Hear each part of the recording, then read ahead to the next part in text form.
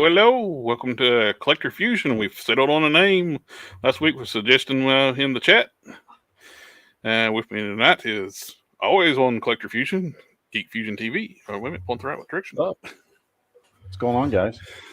And we gotta get the special music going right now. Boom. Hey, we need the porn music in the background. Should start in a moment. And well, we're waiting on a guest. If he hopefully he shows up with us. He reached out to us about a Kickstarter project he's working on, and Darren Howlett, WhiskeyJackToys, the Legend of the Hidden Force. He was supposed to be joining us tonight, but we haven't heard from him yet. Hopefully, he'll join us. But oh no, we'll see. We still got lots to talk about. There's lots of stuff going on. Lots of toy and geek related things that we can discuss. If he shows up, cool. Yeah. But I did get, since we got time. Okay. I got my Tail of Vipers and the Trouble Bubbles. Nice. Took me I ordered 2. This one's still in the box. And I got one outside the packaging already put together. They're pretty cool. There is an issue with, I think, about all of them. The little tabs here, the bubble snaps into. Yeah. This one has flashing on it, or too small. You got to take a hobby knife and open up the hole a little bit, or the bubble will not latch on this side. I think Robo even had that issue too when he checked his out. Hasbro. It's always something. Yeah, and stupidly, they didn't have a way for the little bomb to attach, except for you can plug in the back of the gun. But then if you do that, though, you can't rotate the gun. So, but how's it plug in? It's just a little peg? Yeah, there's a little peg on the top. I don't think it's really meant for that. You can see the little tiny peg.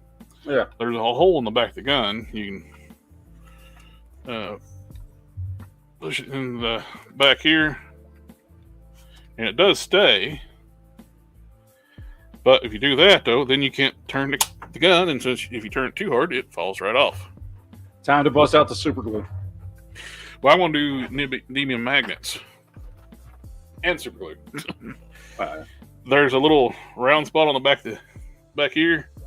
Yeah. I can stick a magnet. I've seen someone else already do it. Put a magnet in that. Put a magnet in that circle there. And boop. They should have made this a port in the back in the first place. Where you can actually plug it in the bomb right here. It's like, duh. Or I put a hole in the bottom. Here's another little thing. I ordered this thinking, I didn't even check the layout it came with. It's a flying vehicle. They didn't give it a freaking flight stand. Does it have anywhere to clip like a flight stand onto if you've got like one of those McFarlane flight stands or anything? No. Nope. Oh, didn't put any ports or anything in here to put a flight stand. Fortnite vehicles come with flight stands. The Cosmic Ghost Rider come with a flight stand. The Star Wars Black Series speeders come with flight stands. G.I. Joe Trouble Bubble does not come with flight stand.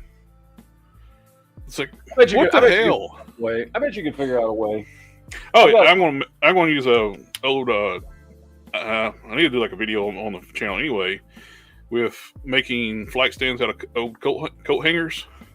Yeah, I can make one where to hook in right like this and hold it up. Those are pretty stout too. So I need to make a couple of those.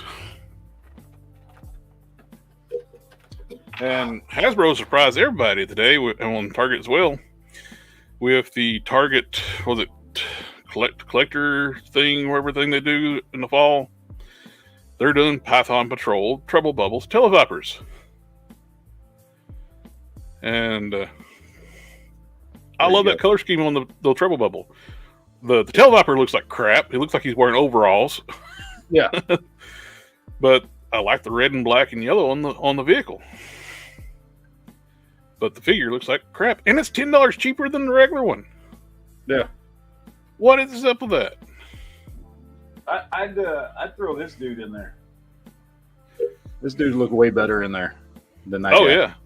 Yeah, that would look a lot better. Throw him in there. He still matches, but he just looks way better. Welcome everybody in the chat too. We got a lot of people in the chat already. We got Hang Solo, Wesley Foster, Quinn Comics, Patrick Stracco, Thora Anacosta, George Cortez, Super Bad Videos. Welcome everybody. We're just chilling right now for hopefully our guest shows up tonight. If not, we got plenty to talk about. If we don't have enough to talk about, we'll make stuff up to talk about. We can make it up. It's fine. Nobody cares. I was going through that Target stuff up here, which is what I was looking at. So we've got the thing nobody gives a crap about. Yeah. The only one I've seen, and I think we talked about this last week, the only one I've seen that I liked was the Nutcracker Stormtrooper. Mm-hmm. That one looked cool. Like, I liked that one. I thought that one looked pretty sweet. Just the colors and everything, like, worked really well with the Purge Trooper. Oh, welcome. We got... Hey, Darren. We was getting worried. We can't hear you.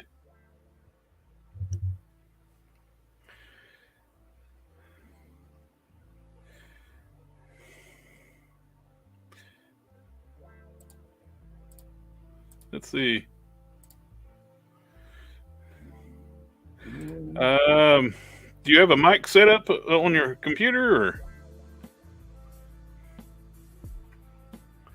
We can't hear anything coming from you right now. Sorry about that. Well,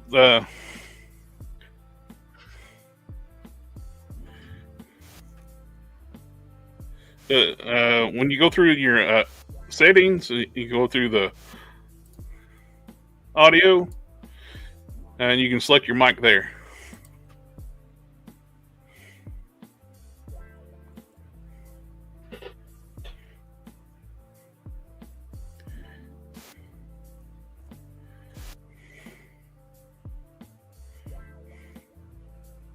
We still can't.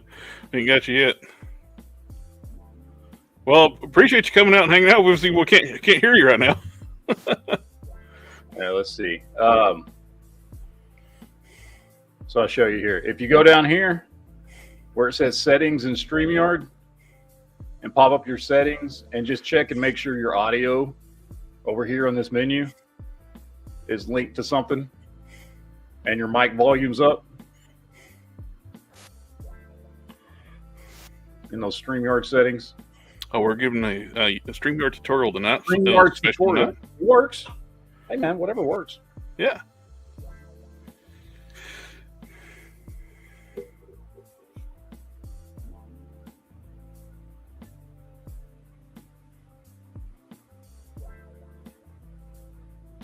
What the...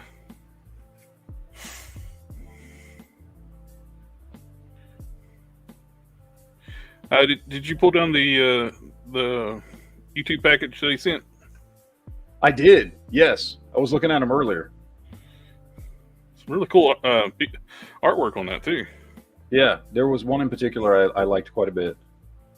You ordered a big 3 3/4 man too, so I am. Yes, especially if it comes to like the two big franchises from my childhood are Star Wars and G.I. Joe. And the fact that this is can so seamlessly fit into a G.I. Joe collection. Oh yeah, it's like awesome. It's like add-ons to, you can just add it as a add-on to the Ninja Force too. Yeah, exactly. Everything fit right in. I was looking at here, I'm gonna pull it up. Oh, cool. He can watch us talk about his stuff. I was pulling up this. So they're okay. First of all, they're all awesome. There was one in particular. I love the blue one, the Shinobi. The one that popped to me was, where is it? This one. I love this one. Oh yeah. I mean, Yeah, I love the paint work on the upper and the camo bottoms. You've got the sculpting there on the wrists and the ankles. He's got the little half cape thing here with the belt and everything. Like, I like the head sculpt on it. This is the one that popped to me the most. This is the one I was looking at going, okay, that's my number one favorite. There's a bunch of them. There's another one like it here. So this is I'm assuming the same sculpt. Yeah, I love the way the yellow and black on the pattern, almost like a scale. Yeah, pattern. it looks like scale mail. Yeah. Like, it looks like he's wearing like a dragon skin vest. Mm-hmm. And I love the troop builders, the different troop builders. I mean, I know they're not all troop builders, but they could totally serve as troop builders. Oh yeah, like that one, like an army of ninjas right there. Yeah, and I love that he's got the gray skin with the red eyes, like he's an undead ninja. Vampiric horde. Yeah, that is cool. That's cool, man. Like, and this is perfect for somebody like me who, like, when it comes to certain things, like I love 6-inch. Obviously, it's what's behind me everywhere. Yeah. But like, I'm not the only one. There's a lot of people who still love 3 3/4, as even though 3 3/4, I don't think gets enough love on the YouTubes. Yep. I totally agree.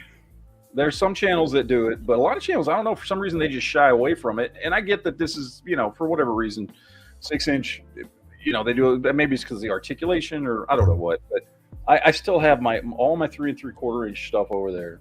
That's like some of my favorite stuff. We've talked about this before too. A lot of it has to do with, like, it works so well with vehicles and things that your 6-inch crap just doesn't work with. Darren, one thing you could try is just leave the studio, shut down your browser, and come back. Are you using Chrome? If a thumbs up if you're using Chrome, or okay, just try closing your browser and come back to us, and sometimes that fixes the issue. We'll keep talking about your stuff, and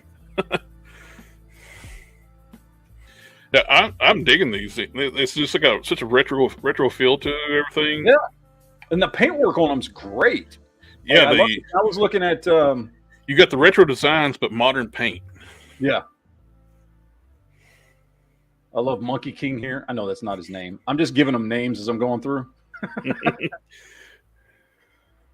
But I like all these different troop builders here, where you got basically the same sculpt, but you got all these different designs. This was probably my favorite of these troop builders, just the camo dude. A camo ninja, which makes sense too if you're in the jungle. Yeah. But it worked a lot better than wearing them all black and ninja in the jungle. And we got what was it? I was gonna pull up. I've got all this stuff pulled up here because from that file he sent. Let me see. Is this it? No, that's not it. That's not it. There was another one here somewhere that had the where was it? It had the maybe it's on here. Maybe it's at the bottom. I think it is. Never mind. I think I skipped it. Yeah. And I wish I could turn this sideways. So it's got the mystical land set up here, and you've got all the different clans set up. Hello? There we go. Oh my God. I am turn it off and on again. IT, we're number one thing in IT. I am so sorry about that. I'm so sorry about being a few minutes late and not. We was worried about, like, you got time zones mixed up or something. We're just doing chit chat. So. Yeah, no, here I am. Yeah. But yeah, thanks for waiting. And I missed a lot of what you were saying, but I was catching. I thank you for all the praise for all the figures that you were giving. I'm glad that you like them. Oh, I love them. Yeah, because I mean, and we were talking about this before, and I've talked about this many times. But like, I'm still a huge fan of 3 3/4-inch, and I don't think 3 3/4-inch gets enough love on social media, and it should. Yeah, it's awesome. Thanks. And, yeah. Hang Solo was asking, like, on this document here, are these renders or actual prototypes? Those are renders, but we have all the prototypes. I didn't send them to you because we don't have professional photography for them, but they're done. Like, they're complete. They're tooled. Oh, nice. Yeah. I know I saw the Paint Masters, but I figured I didn't know if those were the resin or actual tooling? Yeah. Yeah, we got all our test shots back from the factory just a few weeks ago and just made sure. And the only thing that we found wrong, which we actually didn't notice, but the T-bar, the bar that connects the two legs up into the pelvis, it was a little wide, and somebody commented that everybody was bow-legged. And so we just had the factory go back and retool that. And yeah. And I mean, it's essentially this. Yeah, so there's one of the paint masters. Yeah. Okay. Well, tell us a little bit what got you into this project and your history of this. Yeah. Okay. Well, ever since I was a little kid, I think I was, I don't know, I was probably about 8 years old. I saw these figures in a mall, and I was desperately pleading with my mom to let me buy them, and she said, "No way, no way, no way," and she was like, "Those are war toys. There's no way you can have those." And went on like that for about a year. And then I dug in my heels, and I was like, I got to get my hands on those G.I. Joes. And she was like, "Nope." And I said, so then she's like, "Well, what do you want for your birthday?" I was like, "Nothing if I can't have G.I. Joe." And then Christmas came along. "What do you want for Christmas?" "Nothing if I can't have G.I. Joe." So finally she's like, "Fine. I'll let other people, I'm not going to buy them for you, but I'll let other people buy them for you." And that, she actually created an obsession in me because of that. And ever since then, I knew I was going to make action figures ever since then. So I got my first opportunity to probably about 10 years ago. It's not the biggest deal. I don't know how much John talks about it, but Marauder John and I were trying to make an action figure line before he did the accessories. And, it didn't pan out. We had problems at the factory, and we couldn't invest any more in it, so we walked away from it. And then that's when he came out with the accessories. And then for me, a couple of years later, I got the opportunity to, I mean, I'll tell you guys everything. I used to keep all this stuff pretty hidden. I'm just going to get rid of this phone. Yeah, but somebody told me that Black Major was selling his factory, his whole operations, all the molds, all the everything, and I was like, well, I'm very interested. I've been wanting to break into making action figures for a long time, and so I bought his business. I think it's the dream of a lot of us too. So yeah, so I bought his business, and he retired, and I changed the name of it because I wasn't Black Major, so I changed it to Red Lasers Army, and I did figures under that name for about 5 years, like actually factory produced molds in China, and I knew I was buying myself an education. I knew I had to buy my way into the toy industry to figure out how it all worked and how everything happens, and that's what I did. And that's something that like a lot of our audience wants to know a lot of times, how to get into this. And yeah, and I'm not a gatekeeper. Like, I have no problem in helping people and showing them how to also do this. It does take a bit of commitment. Like, I mean, when I jumped in, I think I had to invest like $40,000 to get things started, you know. But I was determined. I was just like, this is what I'm doing. But yeah, so then I did that for a few years, and then just before COVID, there was problems at the factory, and the factory was on shaky ground. And then they, as soon as COVID hit, they shut down, and I lost all my molds. There was 2 massive runs of figures in mid-production. I lost literally $100,000 probably. And at first, I was pretty deterred, and I was for about 2 years. I was like, I couldn't possibly put another dollar in investing into making toys, but I have created so many toy lines in the last 20 years in my head and on paper, and I'm like, no, I got to make these. Like, they all need to get made. So this is the first of them, and my key designer that I've worked with all these years, he's helped me with everything. Matt, it was sort of, I came to him and I'm like, let's do this one together. Let's both make some money off this. Let's both do this. Let's both put all our ideas in. And his brother Chad, who's also a really good friend of mine, he came in too. And here we are with, this is Hidden Force. That's the beginning of Hidden Force and beginning of WhiskeyJackToys. So very cool. I hate to hear with the. Well, I think I'm very cool about where it's at now, but sucks with the whole thing with the factory like that had to be like massive float. I think everybody has to have those costly lessons. I think I at the time it crushed me, but I wasn't gonna let it.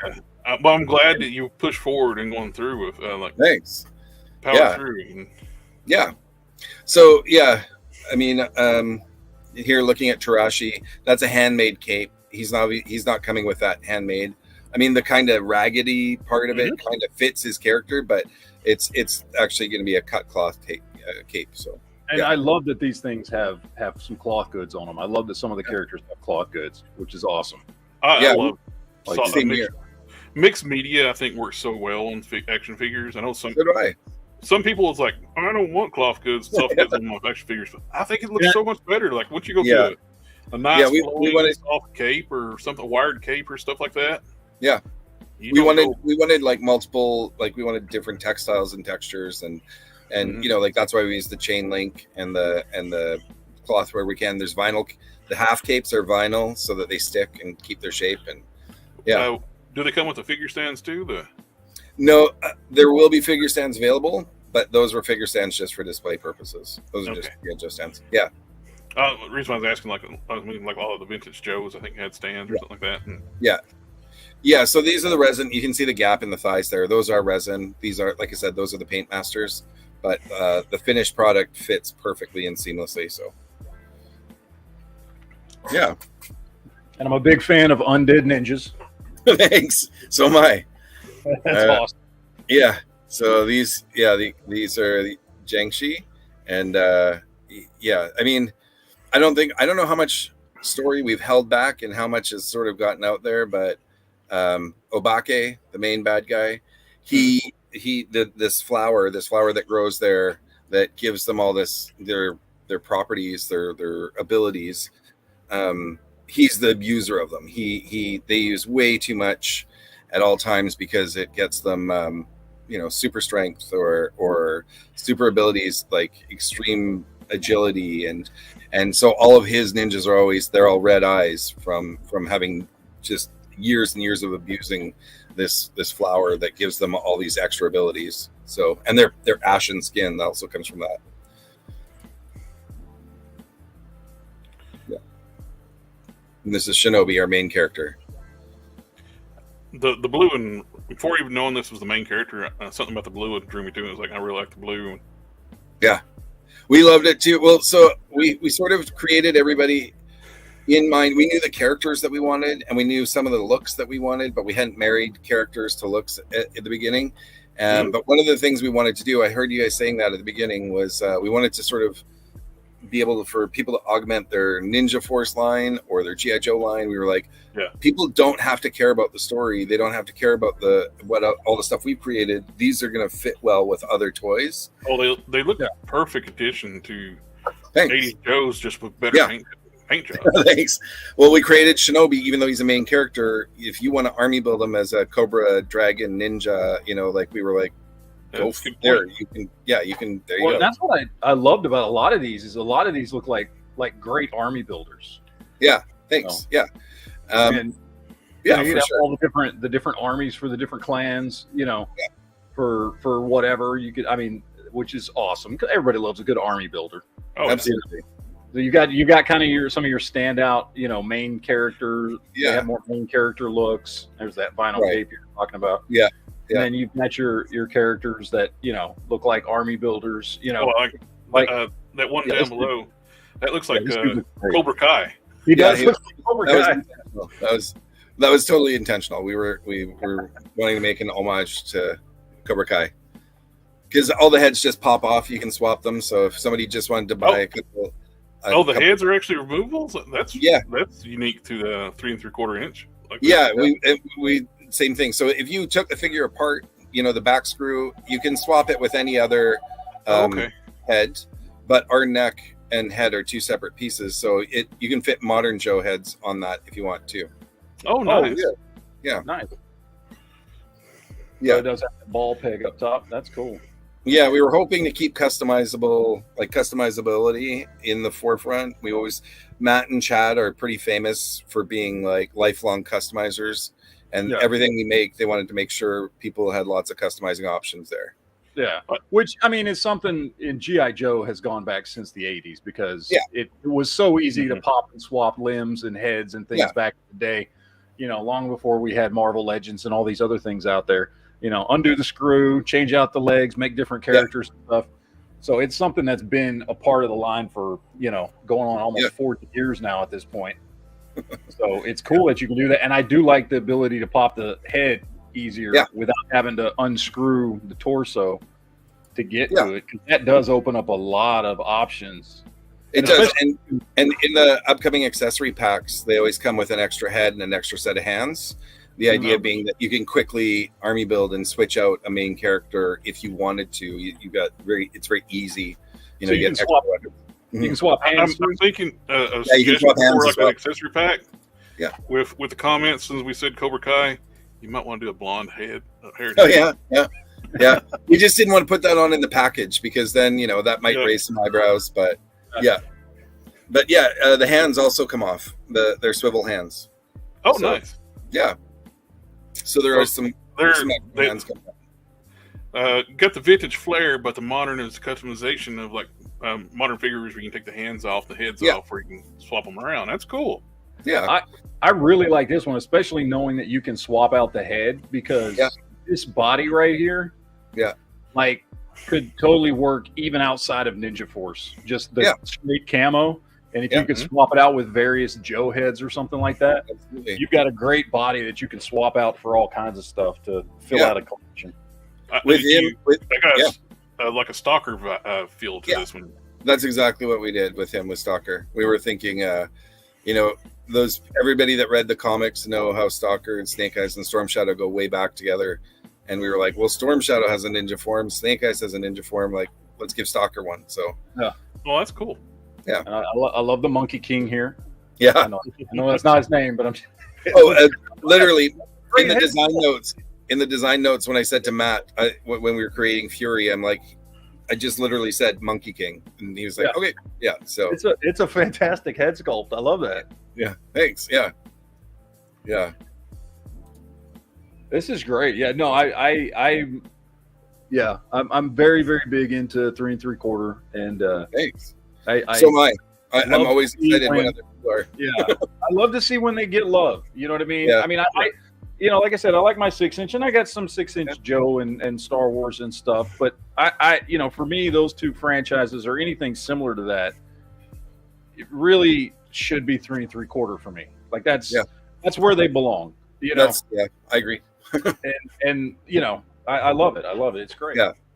Well, and that's just it. Like I banked the entire future of this toy company on it. Like I think I mentioned before, like after Hidden Force launching next month, we've got Chaos, which is a villain versus villain line, and then after that comes Impact, which is you know, essentially a more modern military, but they're more super agents. And then after that comes Eagle Force. I got the Eagle Force license, so we're developing that right now. And then so, and they're all 3 3/4. They're all this scale. They all have swappable body parts. They're all interchangeable. So, which allows you if you got a big collection of Joe vehicles, and you can pop these right in there and have your modern soldiers, the Eagle Force in the And I saw somebody in one of the questions there, the scroll. I saw that somebody was asking if we're going to do vehicles. Hidden Force doesn't really lend itself to vehicles. There's definitely going to be some. Season 2 of Hidden Force, the first season all takes place sort of in their compound, in their city, the Harai. But as soon as they leave the city, there becomes some very big outside threats, and that's when we're going to get into vehicles. But as far as the first, you know, it's not really a vehicle friendly line to begin with. Yeah. And then in the other ones, you know, the Eagle Force, Impact, those ones definitely have some vehicles planned right up front, not in the back, you know, 5 years in, but up front right away. Since you're doing like a mix of like soft goods and plastic figures like this, have you put any thought of like doing like maybe like samurai style ones too, or? Yeah, I have a bit, but I have without. I know that would add like a little more cost to it because you got. Without giving anything away, I have a friend that's already developing there, and we just sort of make way for each other. You know, I have no need to tread on what he's doing, because he's going to do it way better than I could have. He's just really into samurai, so I'm sure that will come out soon. So I got a question. My head popped in like a Roni Kenshin. Like when it's So I know the Kickstarter's going on right now. After the Kickstarter, do you have plans to like retail these anywhere? Yeah. Actually, the Kickstarter's over. The Kickstarter ended. Oh, it's over already? Yeah, we're into backer kit now. So Kickstarter happened. It's over, and we made enough money on that to do the bare minimum. Just the absolute bare minimum, which was fulfill the orders, get the tools made, the molds made, and get the orders done. So, yeah, we're happy with that. But, we're in backer kit because we want to produce more than that. We want to make more than just the bare minimum. And we're trying to still unlock a few figures, too, in backer kit. So, yeah, if anybody wants to go to backer kit right today, tomorrow, whatever it's running until November. It's just like the Kickstarter. Same prices, same everything, same pre-order, same everything. And I'll have the link down in the description below the video that takes you to all that stuff. That's awesome. Thank you. With your media kit, this right here, a lot of pictures and PDFs, would you care if we put this on our Discords?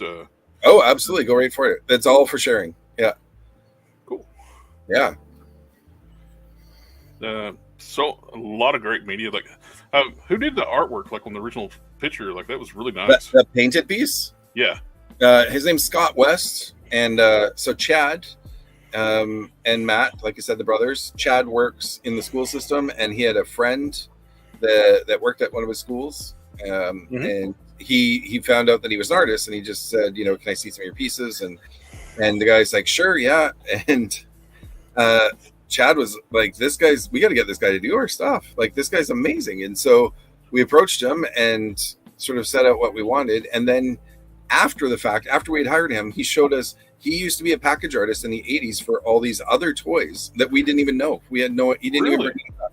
Yeah. So like a lot of like early 80s, late 70s, some pretty obscure toy brands, but he had all these card art to show us. Like, he did package art. So yeah.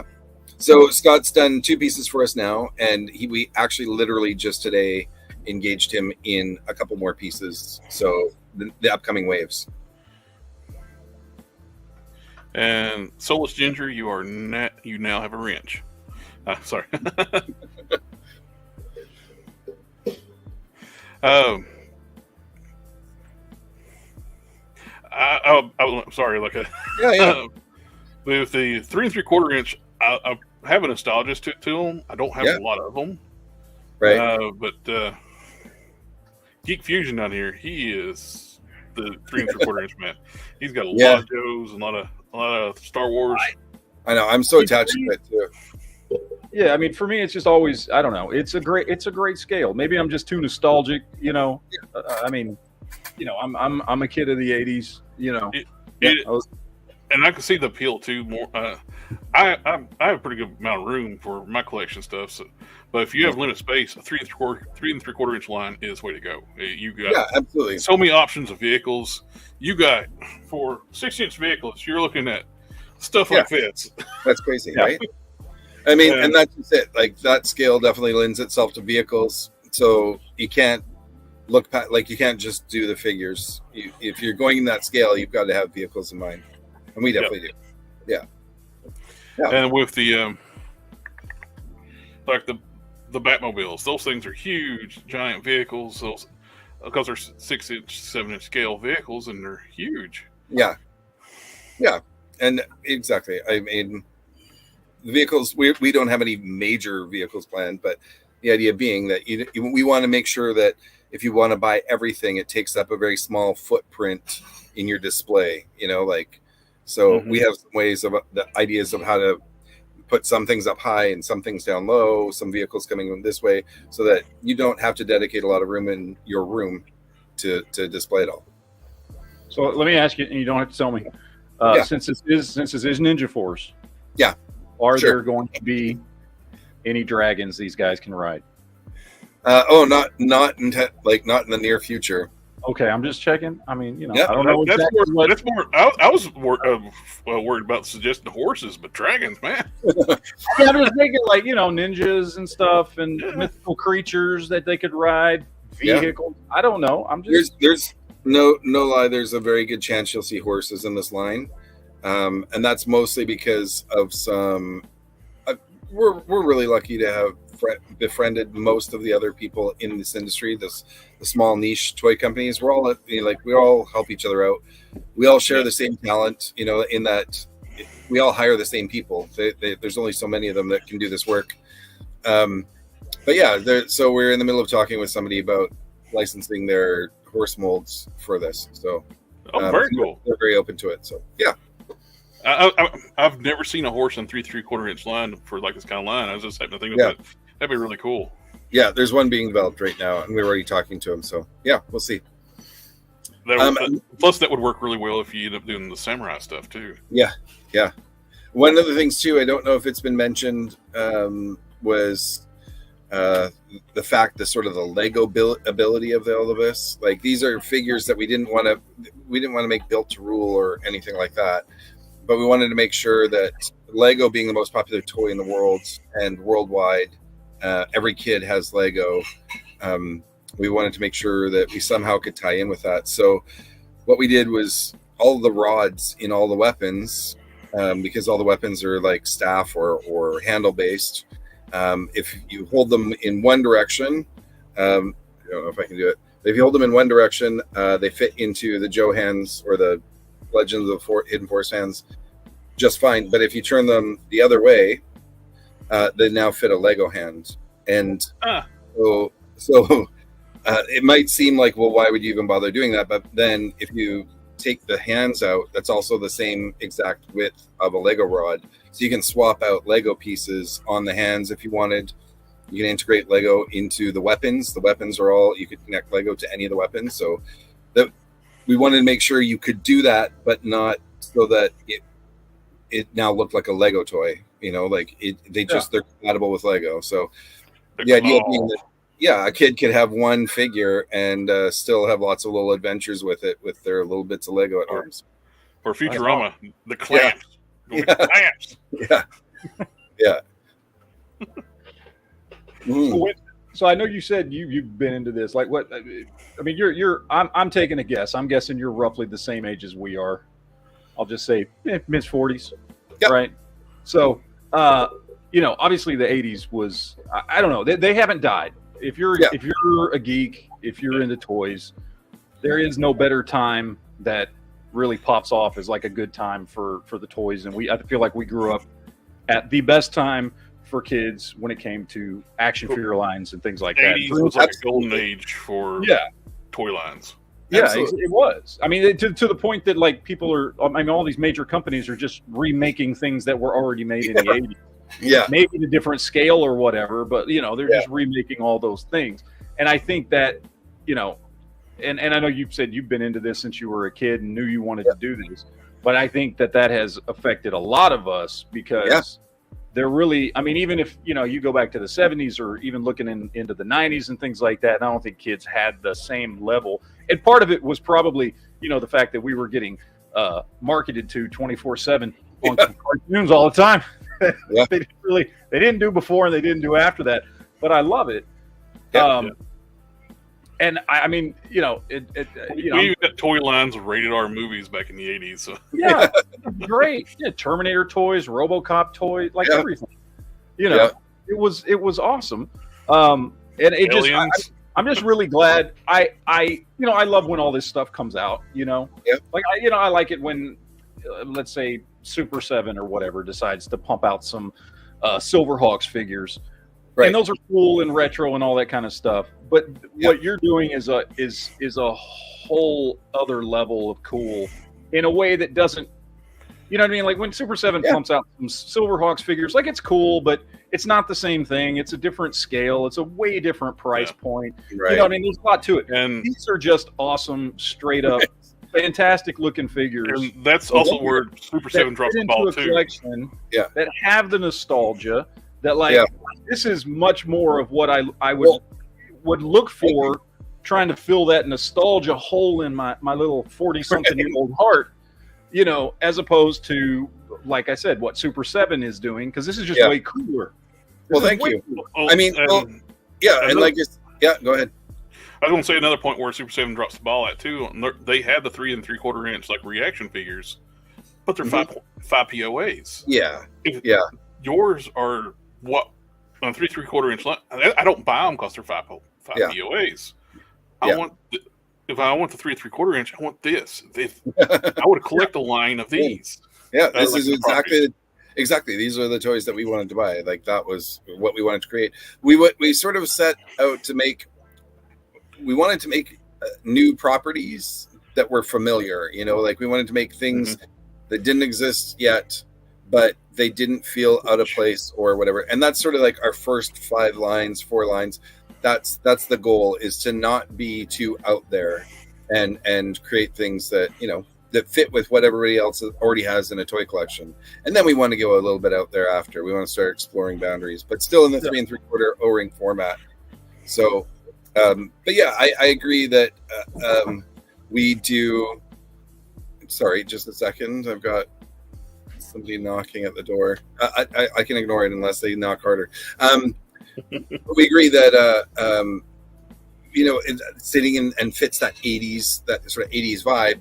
So I know I mentioned before the seasons. We're calling them seasons or chapters because we don't really know how the story is going to be told. We don't know how the story is going to get out there. We have a huge story to tell.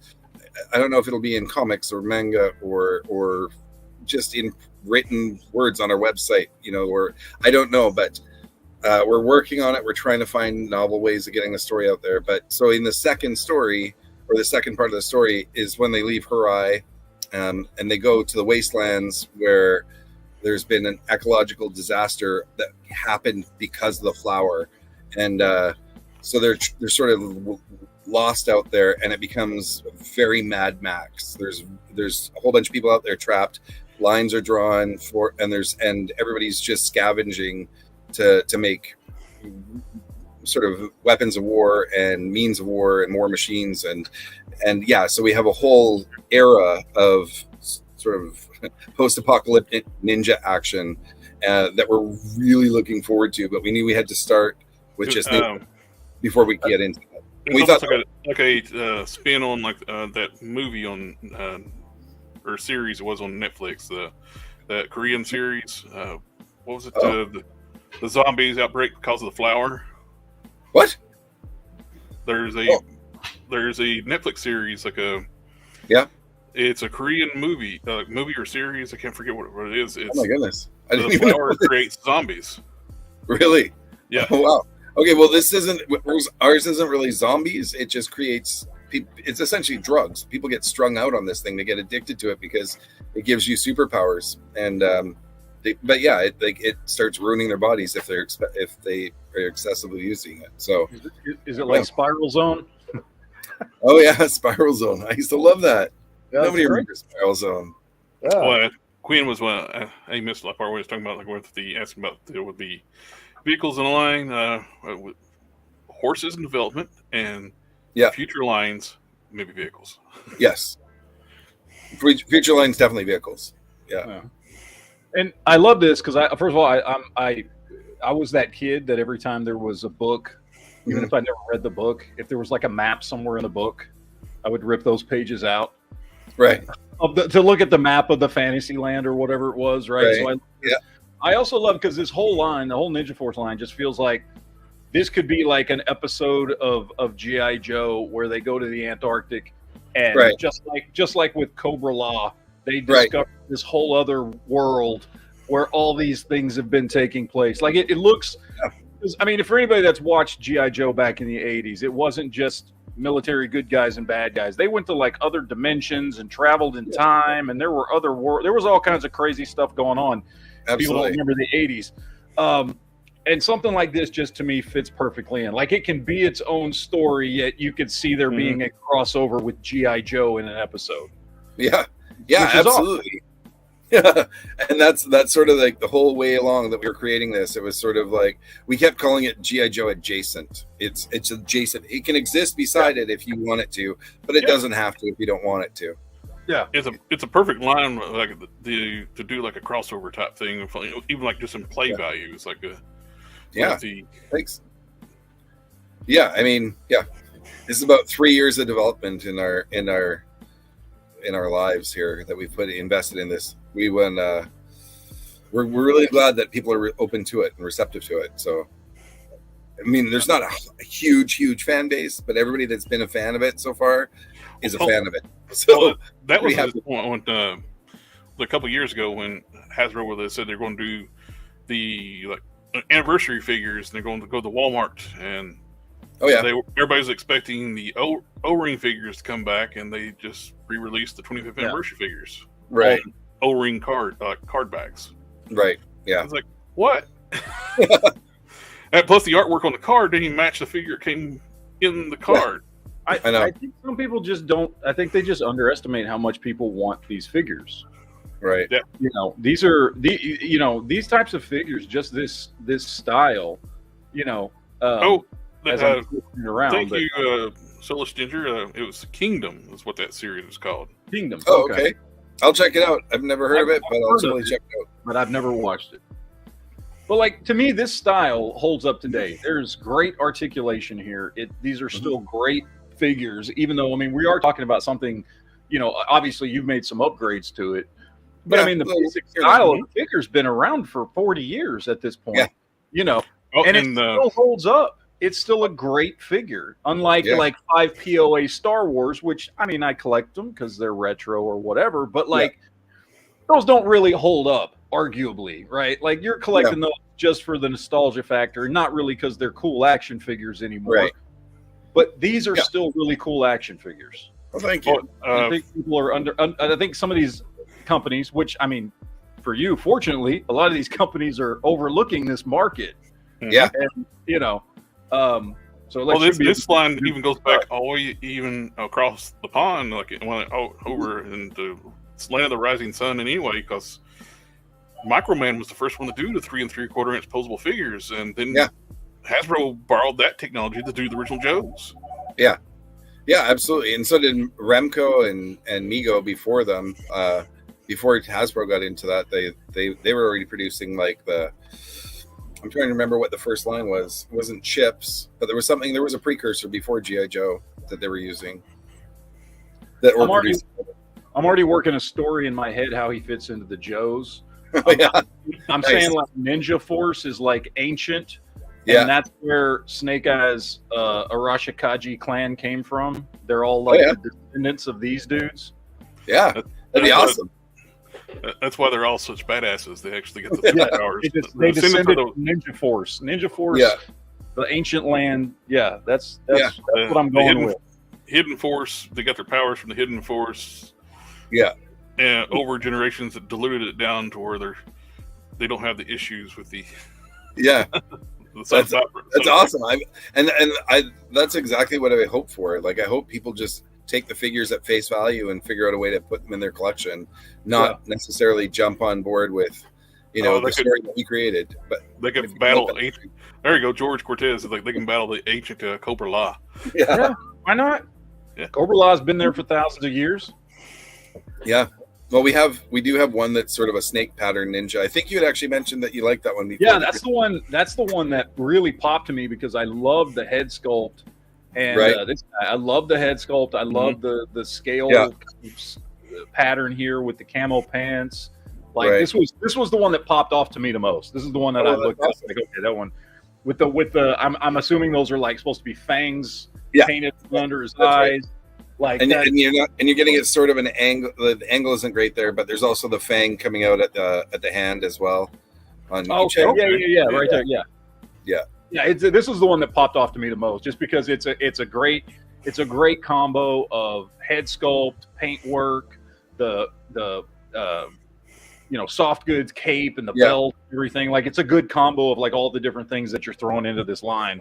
Well, and I don't know, the green and yellow just pops for me on this one. And honestly, we took inspiration from, whether Serpentor or not, but we're like, some serpent style in the Serpentor colors, the coils. We were just like, these exist as our own characters, but also visually, you could be, this integrates into G.I. Joe pretty easily. Yeah. Mm-hmm. Yeah. And that's the way it is with most of the characters. Like they exist in our world, but if you just take them at face value, you can pretty much fit they fit right in. They look like they will just slide seamlessly in. And as a huge Storm Shadow fan, I'm currently on a mission to collect one of every single 3 3/4 inch Storm Shadow figure ever made. Oh yeah, I'm only about halfway there right now. That's awesome. Like this is like the perfect line for me. It's just lots of ninjas. Storm Shadow was my favorite in the very beginning. Actually, in the early days of the internet, amongst all the different forums or whatever, my name was Tommy Arashikaje. Like that's how I signed everything. That was my board names in every board. So, hands down, Storm Shadow is the greatest G.I. Joe character of all time. Yeah, he's better. Everybody forgets he was the first ninja, long before Snake Eyes was a ninja. When he was still Commando Snake Eyes, there was Storm Shadow, the first G.I. Joe ninja. Yeah, and he's an awesome character. And Storm Shadow is the greatest G.I. Joe character ever. I agree. I'm a huge fan. Character profiles. I think Raju looks pretty cool too. It's like I like the head. Thank you. Yeah, thank you. Yeah, we really like everybody that seems to like him likes that sort of gradient coloring, the sort of the blending, which we were really concerned that the factory wouldn't be able to replicate. But when we showed it to them, they were like, "Oh yeah, this is not a problem." But it might actually end up being done by hand instead of like tampos, which the rest are. They're going to be, stamped on essentially, but his might actually be airbrushed sort of idea. I dig it. It's only on the gloves and the boots had that nice purple gradient to the light teal. Yeah, I'm not sure. I don't know the order that you have them in, but yeah, he's in there somewhere. Yeah. I think he's up higher. I'm trying to find him there. Getting closer, I think. That's great. I think he's just above him. Oh yeah, there you go. There he is. There he is. Yeah. He's awesome. I really like how he turned out too. But it's almost like the blue, the color scheme almost gives it like a supernatural or a sci-fi vibe to it. Yeah, that's intentional. He almost looks like a visionary with the thing. Oh yeah, I never really picked up on that, but yeah, he does a bit. Yeah. The way that I loved it because there's just so much. I mean, whether we're just sitting here kind of just talking out our ass, quite honestly, but like as you scroll through them, right, like you're seeing different stuff that all gives me that nostalgic vibe. Whether it's Cobra Kai or Visionary or whatever it is, Serpentor. Like there's just a lot of nostalgia packed into these in a bunch of different ways. Whether it's the colors or just the sculpts or whatever, which is great, and that's what you want out of a toy line, right? Yeah, you want something new and cool that you can integrate into what you already have, but that gives you those feel-good nostalgia vibes. Which is what absolutely. Well, Quinn had a cool idea here. It's like the yellow and green one could work as Pintor's personal guard. Yeah, if you want to mix it up like that. Yep. And this guy, obviously, we created this guy to sort of blend into. You could have a Tiger Force ninja, or not. Take him as what he is, but he could also be a Tiger Force guy if you wanted him to be. Well, I was thinking about kind of like cool accessories too, like when you said visionaries, we mentioned like the visionary vibe to it. Yeah, could almost do like some vinyl clean decals for the ones with the chest plates, and maybe some accessory packs with like in visionary inspired stuff. Yeah. And I love the vinyl cape. The vinyl cape is one of those things that. Yeah. I mean, we got it in the '80s. And then nobody ever really brought it back. And I mean, I get, cloth goods are always great and all that stuff, but there's just something about a good vinyl cape. Yeah. That just pops on a figure. I like the fact that I just like to have a mixture of textiles, right? Like some of them have vinyl, some of them have cloth, some of them have, plastic. But yeah, I just like to have a mix. I don't like them all to be the same. Yeah, Tiger Force Ninja has another string to it. Yeah. I love that ninja, the camo ninja.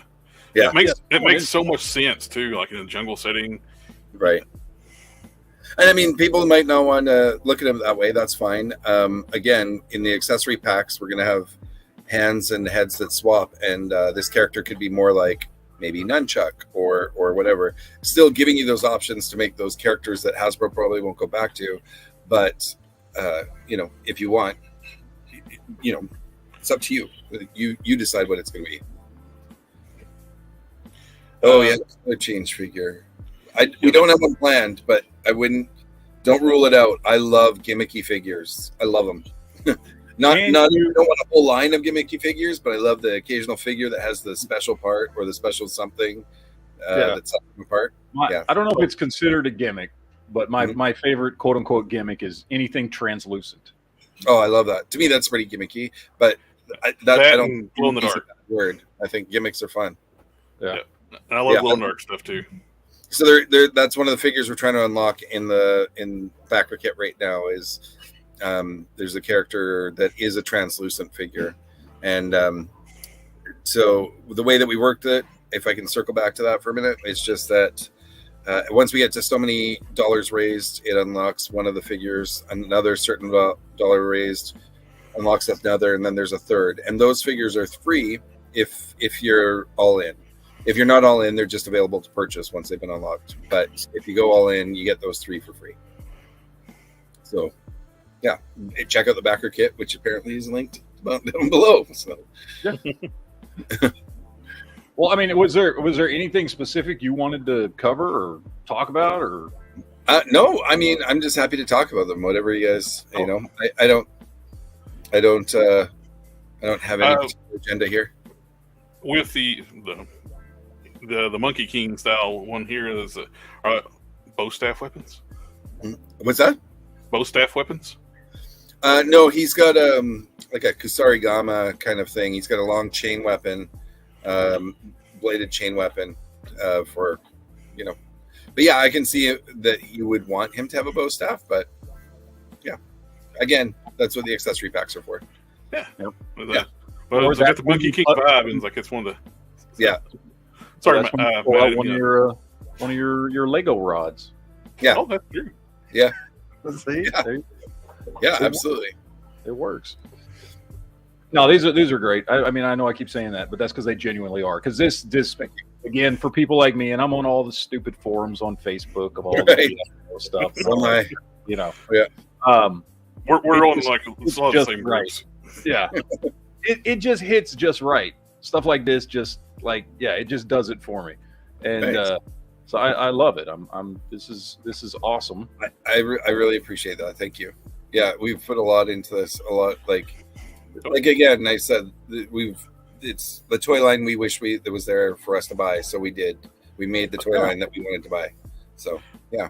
Thank you, SDA. He put the link in the chat for the. Thank you. Backer kit.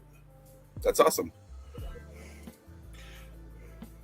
Sorry, wasn't doing my mod job. That's awesome. Thank you. These are so cool. I'm really digging these things so much, and I know I've said that a lot too. It's like, thanks.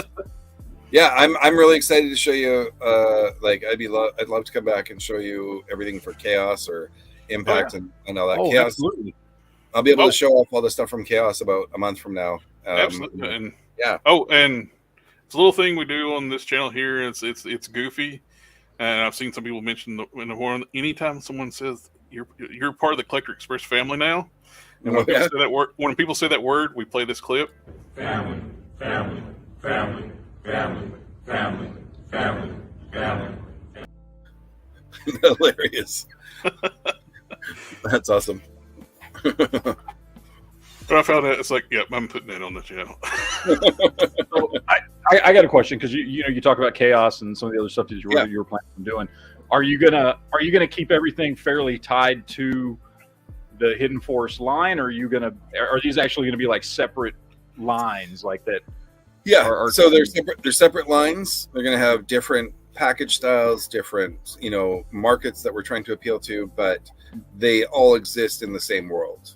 Like, to us, they're all happening in the same place. They're just but it's like but you're gonna have like a military line. You've got the ninja line, stuff like that. Yeah, I've set in different time periods, or is it going to be the same? There will be some scale. There will be some things set in the past, some things set in the future, but again, all the same world. Yeah.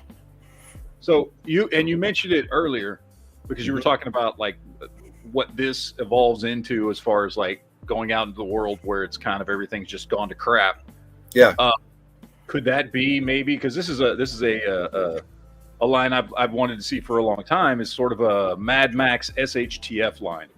Like, everything's gone to crap. It just again, I grew up at the same time, so like Mad Max was awesome, and that whole end of the world, post-apocalyptic, kind of thing is always and not just that we didn't want to actually end the world in our lore, so it's not that the world's over. It's this vast expanse of land that nobody ever cares about it's collapsed essentially, and they're all trapped there. And while they're trapped there, there's enemies there as well that are kind of trapped, and it's for that sort of, again, lack of a better word, calling it a season or a chapter.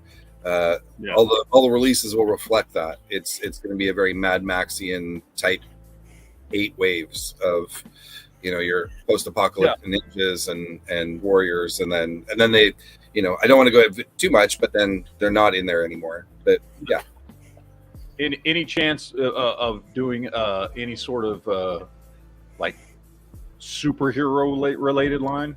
I would love to. The biggest toy line I have planned, or the biggest line I have planned, the most work I've put into is a superhero line. It's literally got almost 1,000 characters over the course of whatever. I would love to get to it, but I need to know that people want that. So no, absolutely. It's just so I'll just keep testing the bed. Like Chaos has a bit of it, because Chaos is just villains. There's no good guys.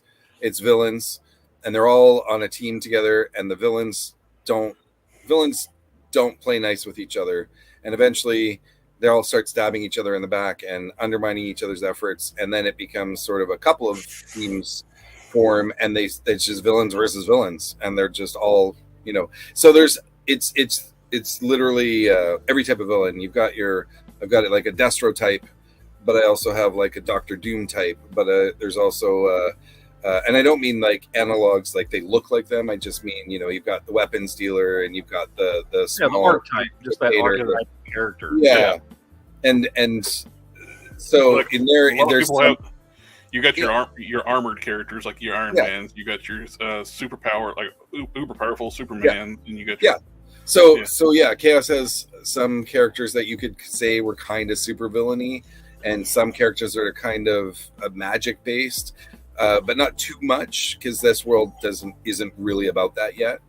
There's a little bit of it, but as this world develops, there's more to come in those realms.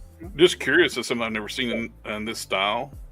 If you go on that kind of route, it's like a hulking character, like a little bit bigger. Oh yeah, would be really neat. So in the next this, what you're seeing is waves 1, 2, and 3. Wave 4 is also out there, like pictures. We have by wave 6, we bring out a much bulkier figure, a little bit larger. I apologize for the phones ringing in the background. Larger frame. So like we call it our ripped torso. But there's sort of bigger muscular characters coming.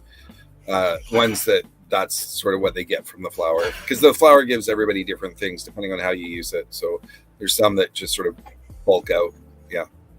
That'd be really cool. I've never seen a big brutish character in this style figure before. Just to answer that question, Robo Ninjas, absolutely. That's what happens in the apocalypse. So there's going to be Robo Ninjas in the Mad Max one. That would be awesome. Yeah. Not to cut things short, but I think I mentioned I do own a restaurant. I'm glad you was able to take the time. We got busy and missed at first. Like the phone ringing, the door knocking. I think everybody's needing me to come out pretty soon. I'm just in my office and my restaurant while dinner is happening outside of it. So dinner on a Friday night. What a great time to take a break. Thank you for coming on. Yeah, thank you so much for having me. I love talking about this and answering questions. I love it whenever anybody is interested at all, because I'll happily answer any question. So if you see me at a show or a con, or you want to have me on the podcast or the live stream again, I'd love to be on. Maybe we'll do like a special show that's not on a busy Friday night or something. Yeah. Yeah, that's why there's all those food pics in my Instagram. All right. Well, thank you so much, guys. Yep. Thank you, Darren. All right. Thanks. I'll talk to you guys soon. All right. Thanks. Okay. Bye. Bye.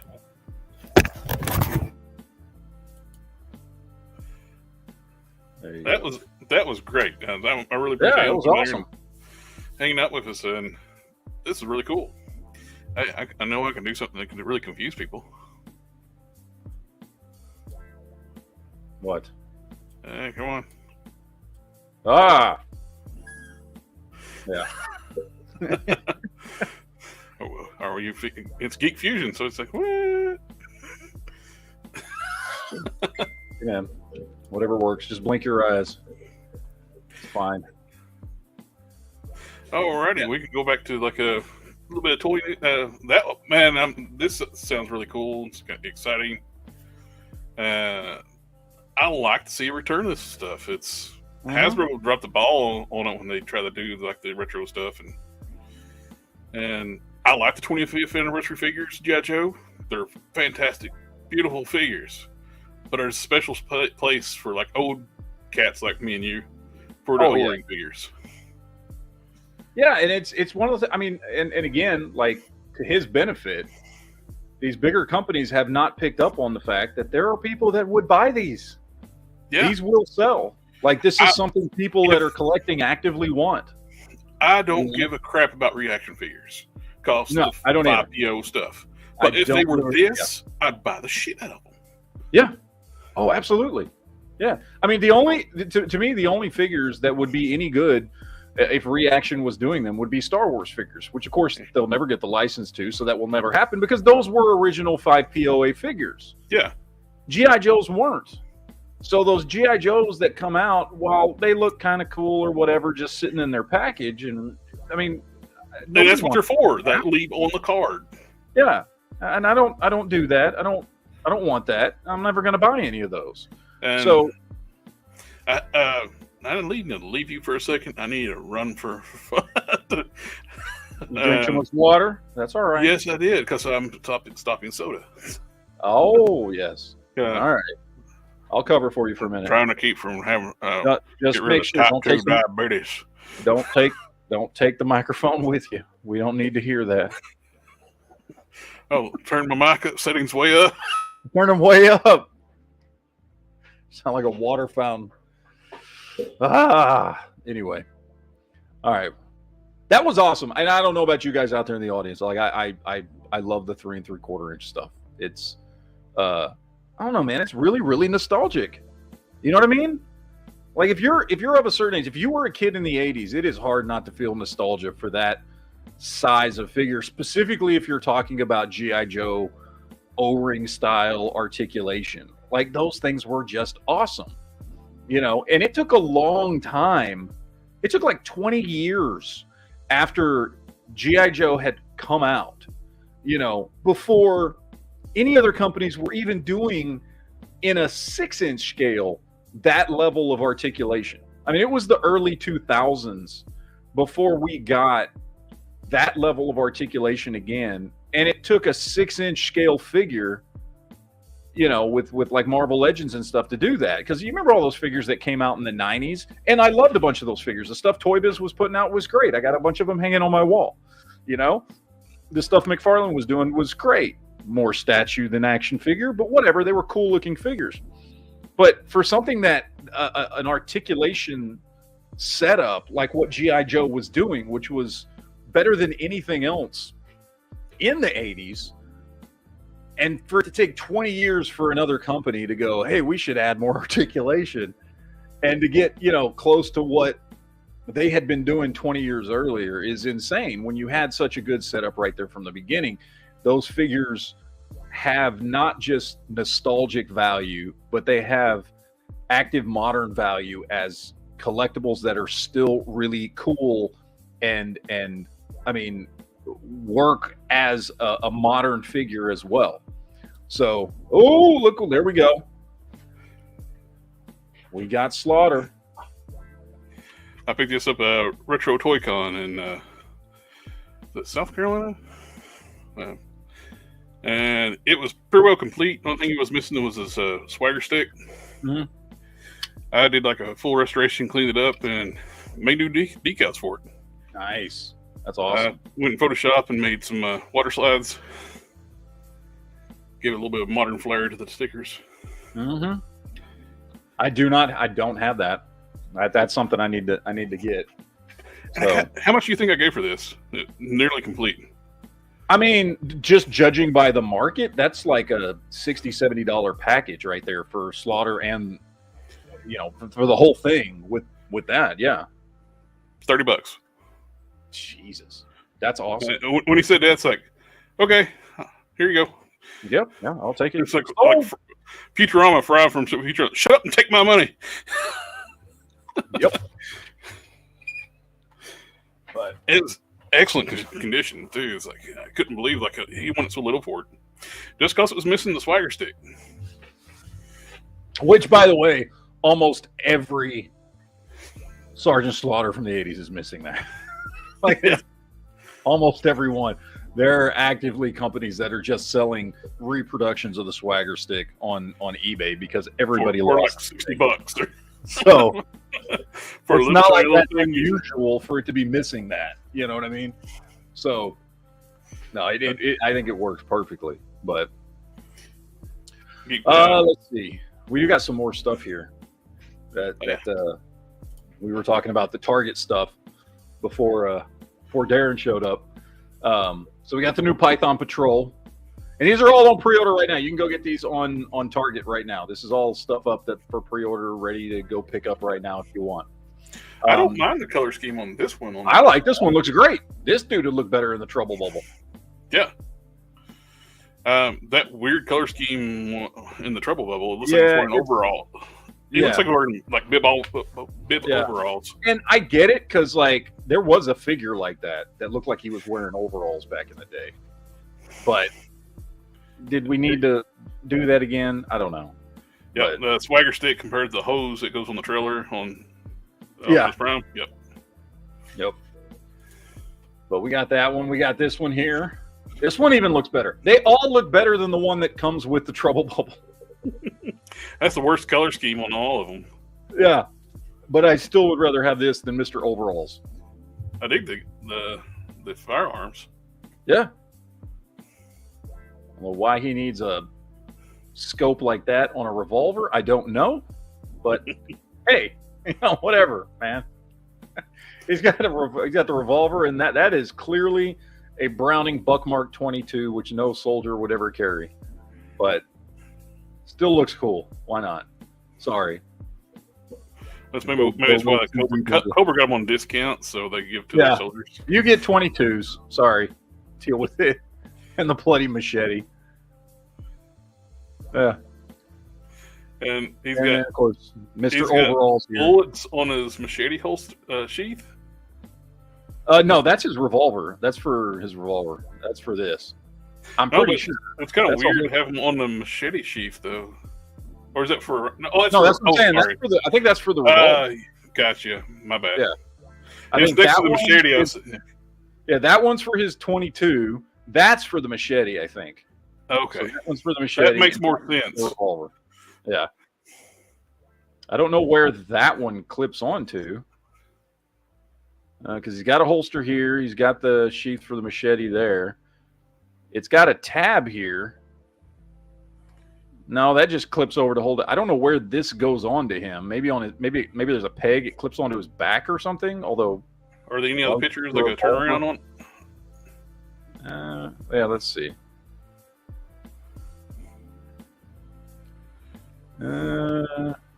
He does have it pops into his back. It's a weird place to carry a pistol. It is a very odd place to put a pistol. Of course, he does have a scope on a pistol, so he's a weird guy. It's a sniper pistol, I guess, for some reason. I don't know, whatever. Seems like that scope is sitting way back, too. Mm-hmm. Yeah. All right, Moon Knight's up for pre-order. Anybody? I do want this one just because I missed out on the original release of this. My big issue with pre-ordering at Target, I don't have a red card. Yeah. And if you don't pre-order with your red card, they pre-authorize the price, full price, every week, release it at the end of the week, then the next week they repeat, pre-authorize, hold it for several days, release it, next week do it again until it comes out. It's like, just charge my card. Yeah. But this one's cool. I want to get him because I never got the original release. I've got the modern version of him that came out however long ago it was, which is a great figure, by the way. Oh yeah, but I'd like a more traditional version of him. If I see this in the store, I'll grab another one because I sold the only one I didn't. I used one for a custom because when they come out they were cheap, and I think they were still $20 when they came out in Walgreens. I grabbed 2 of them. I mainly got the extra one to make my Adam Bob here on my Ultraverse for the gauntlets and the boots. Then I left the other one in the box for a long time. Never got around putting it on the shelf. Then it was selling for $80. It's like, that's time to go on eBay. Yeah. Before I try to customize this thing. Yep. What else we got? Oh, Amazing Fantasy 15 Spider-Man. Although he's got the thing on the back, which the weird blue spider. I don't get it. I get it. That was in some of the. It was in some of the. I can't remember if it was from Amazing Fantasy or there was. I do remember there was some panels where it was blue on the back. I don't remember why. I don't think it was through the whole book. I think it was. I don't even remember if it was in Amazing Fantasy 15 or if that was once he got his own book that you would see that. But it's kind of probably just meant to be shading, and they just took him like, let's make it blue. Let's make it blue, which I don't like. Look, for me, this one, like if you've got the original one that already came out, like this is not something you need. This is for people who missed out the first time, which is fine. If you missed out the first time, then grab this one, sure. It is a great book. I do like the fact these are on RetroCard. You can see them. Yes. And I will say this is my favorite Hasbro Spider-Man buck. I agree with TC. Being blue, it does look like a tick, doesn't it? Yeah. But I think this is the best Spider-Man buck that Hasbro has put out. Like it looks like Peter Parker. It's not overly muscled too.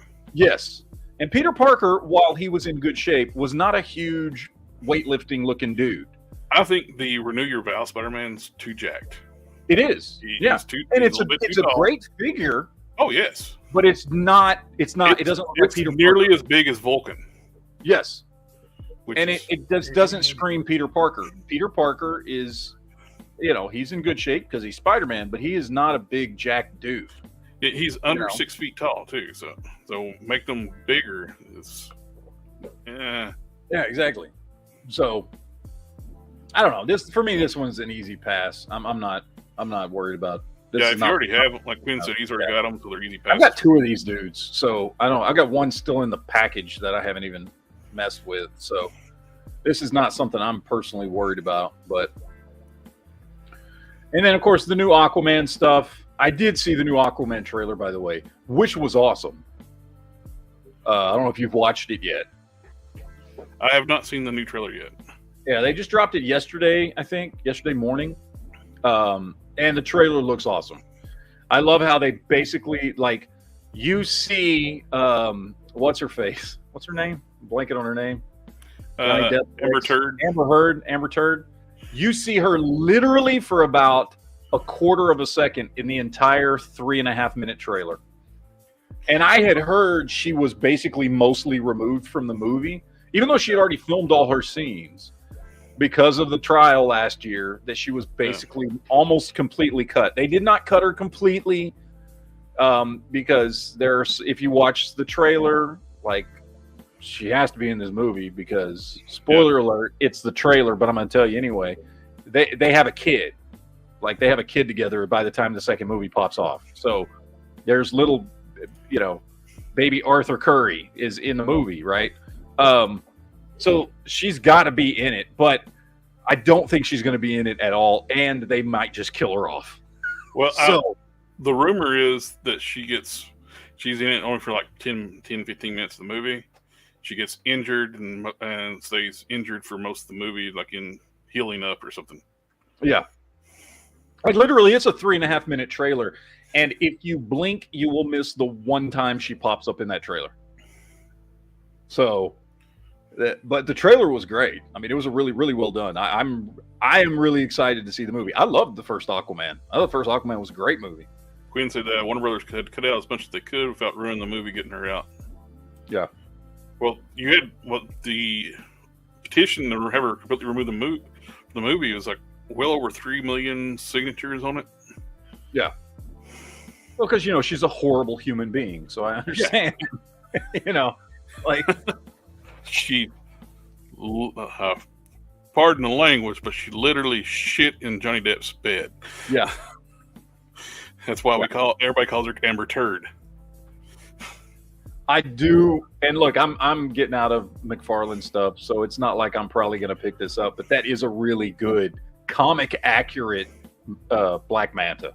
Yeah, you don't have to buy this for the movie. You can buy this as a comic book style one. Yeah, if you're looking for a comic Black Manta, that thing's great. Which, by the way, this is how he looks in the movie, which is awesome. So this is what he looks like in the trailer. So they did a really good job.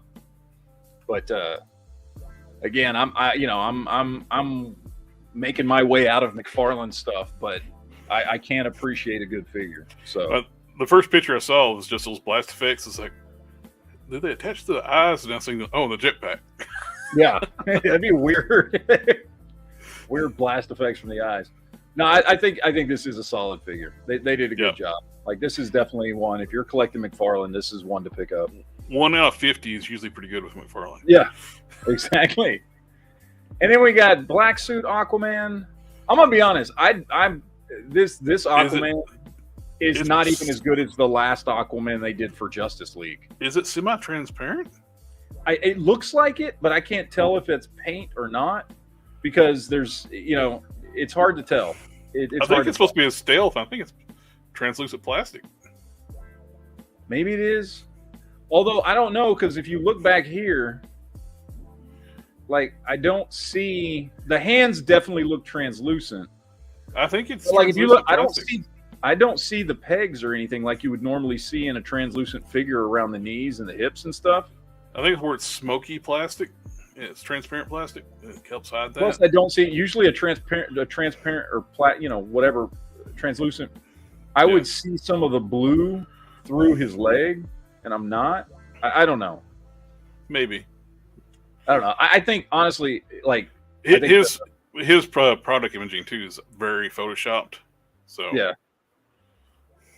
So who knows?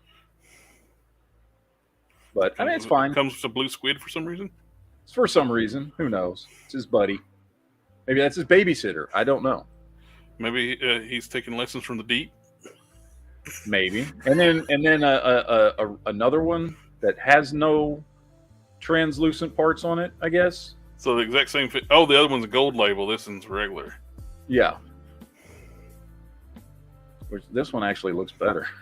Oh, the local Walmart, which is funny because it usually sucks. They had the gold label Captain Atom, the Vampire Superman. They had oodles of both of those. And they had the Origins Mossman and the Talon Fighter with Point Dread. And they never have anything. Oh, wow. Because they're too lazy to go back in the back and open their stock up, put it on the shelf. I guess this is the main villain for the movie. Is there spoilers? No, Black Manta is the main villain. At least according to the trailer. Black Manta is clearly the main villain. Who's this cat then? I will say that when I see stuff like this, to me, this is where McFarlane shines, is when they're doing kind of creepy creature type stuff, which works really well in their Spawn line. And I think this thing, while again, not really probably going to pick it up, I can look at that and say that's a great looking figure. Like, it looks good. The detail, the sculpt, everything on this looks fantastic. Mm. I mean, and if you really want a more comic book accurate Aquaman too, you can just buy the Jason Momoa and grab one of the Aquaman figures that has a terrible body and pop that head off, put on that one, and you got a good classic Aquaman. Although the best Jason Momoa head sculpt McFarlane has done is Duncan Idaho from Dune. It's way better. Now, he's got his hair pulled back, so it's not all down.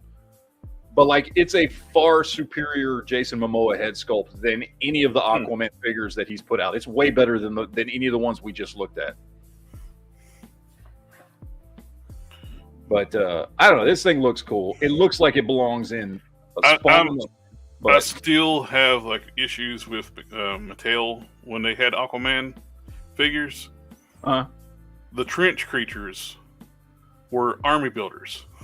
Oh, and they made them build the figures? Yeah. They made it the freaking build a figure. Well, I still got part of a trench figure because I bought the Black Manta, the Mattel DC Multiverse. Which is a great figure. Fantastic figure. I love it. All those figures were really good. But they made the freaking trench a build a figure. Yeah. That should have been like a troop building, a multi-pack. Yep. This is a, I don't know, Sunken Citadel Pirate. I was kind of hoping to see a trench from McFarlane because they were kind of big. It looks a little smooth and glassy. He's too shiny. Yeah. I don't like that he's so shiny. He looks too plasticky. It might be just the look of the original drawings they had to go off of. Maybe the fish is supposed to be the fish pirate dude is shiny in the movie. I don't know. But it just when you do that on a figure, it just makes it look more plasticky. Yeah. It makes it look cheaper when you have a shine like that figure. I understand what they're doing. They're wanting them to look wet. Mm-hmm. But it looks like cheap plastic. They're doing it that way. Yeah. Quinn says he has a complete sculpt. I like the sculpt on it. Quinn says he has a complete trench bath at the store. Oh, he's got a complete trench. I've got part of one. I've got like the body and the head because it came with a couple of the figures that I bought. I've just never done anything. What you need to do is just make some like bloody just have it look like you chopped them up. Yeah.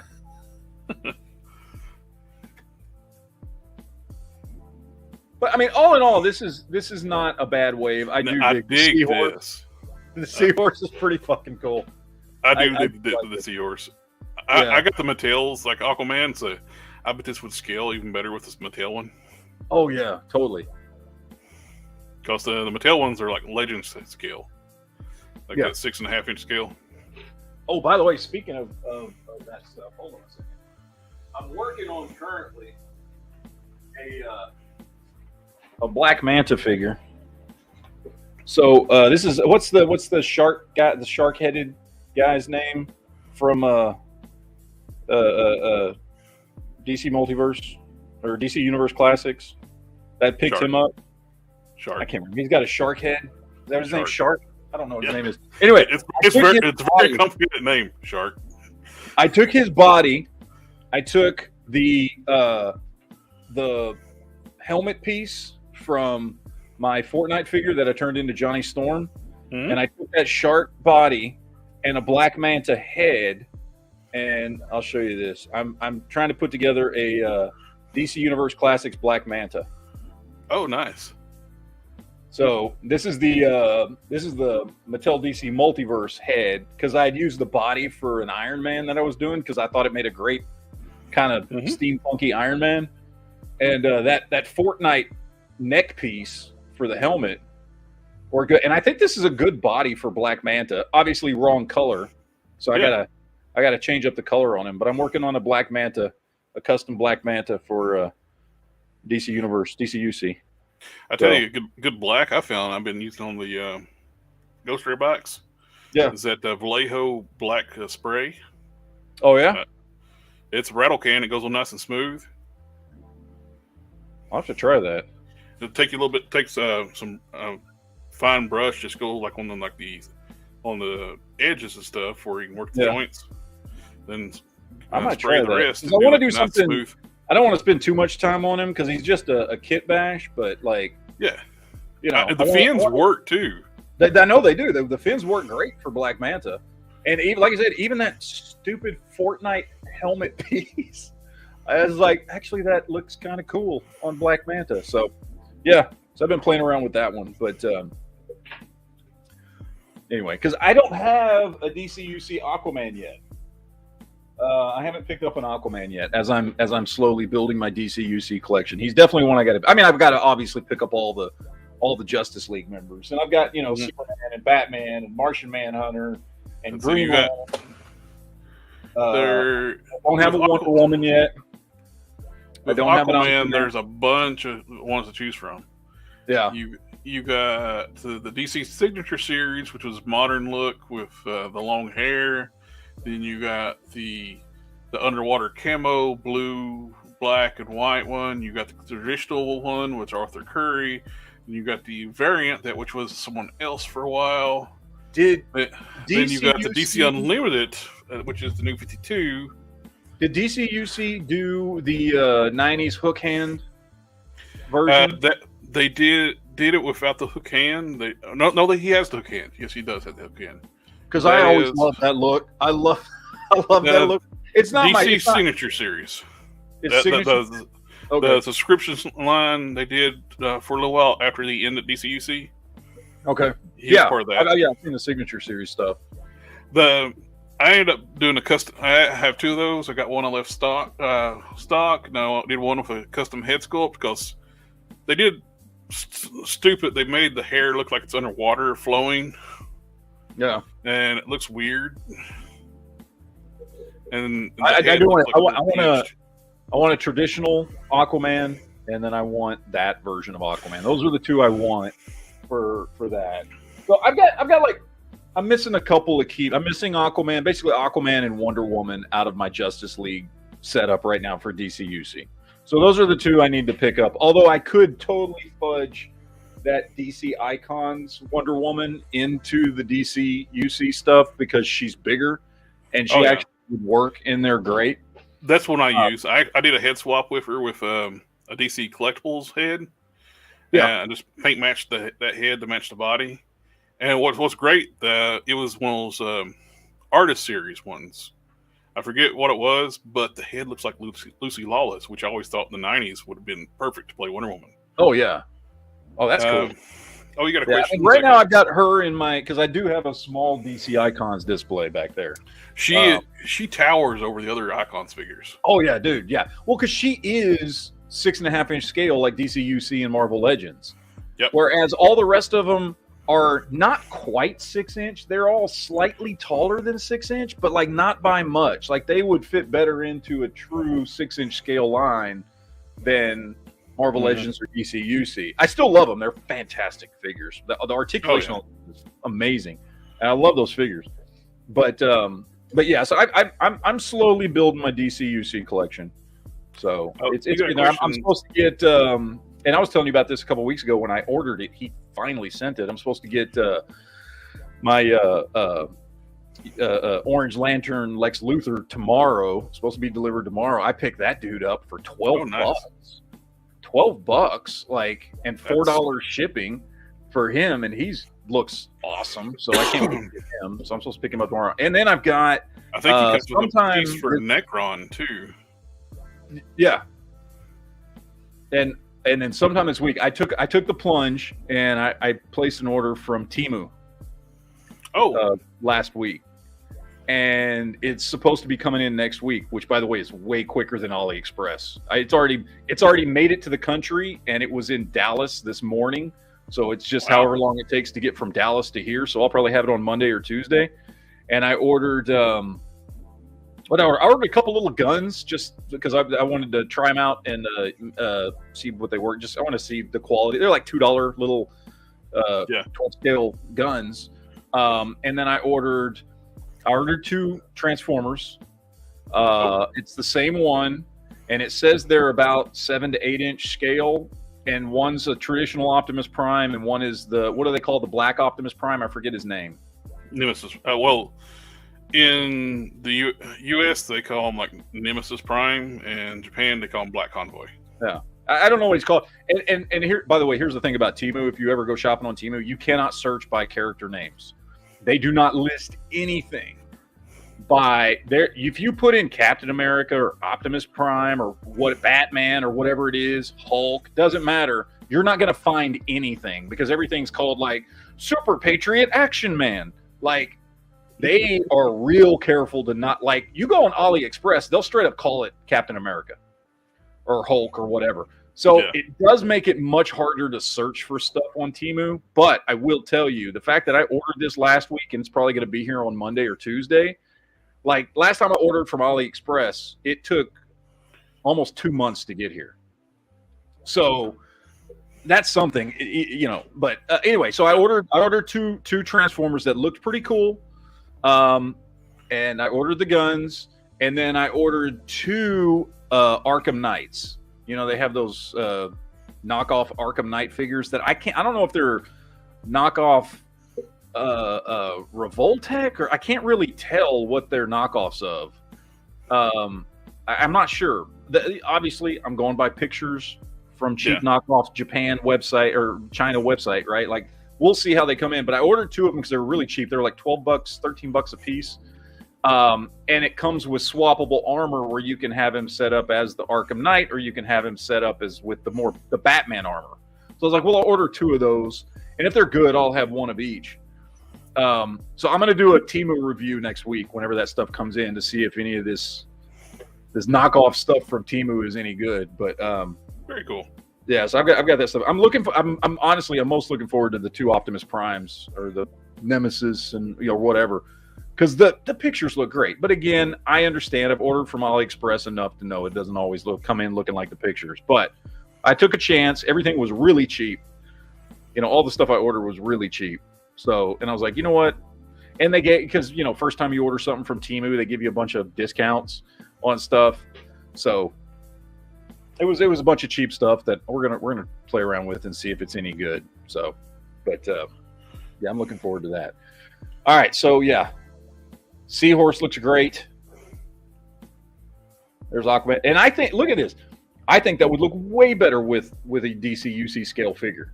Yep, he looks too big on the Seahorse. Yeah, that's the biggest thing I've noticed about McFarlane. His vehicles are a size smaller than they should be. They're like 6-inch scale vehicles, and that's what he considers. Even the Batmobile looks way better, because I played around with it. Batmobile looks way better with a 6-inch scale, DC UC or whatever. Oh yeah, Batman than it does. I have a 6-inch scale animated series Batmobile from DC Collectibles.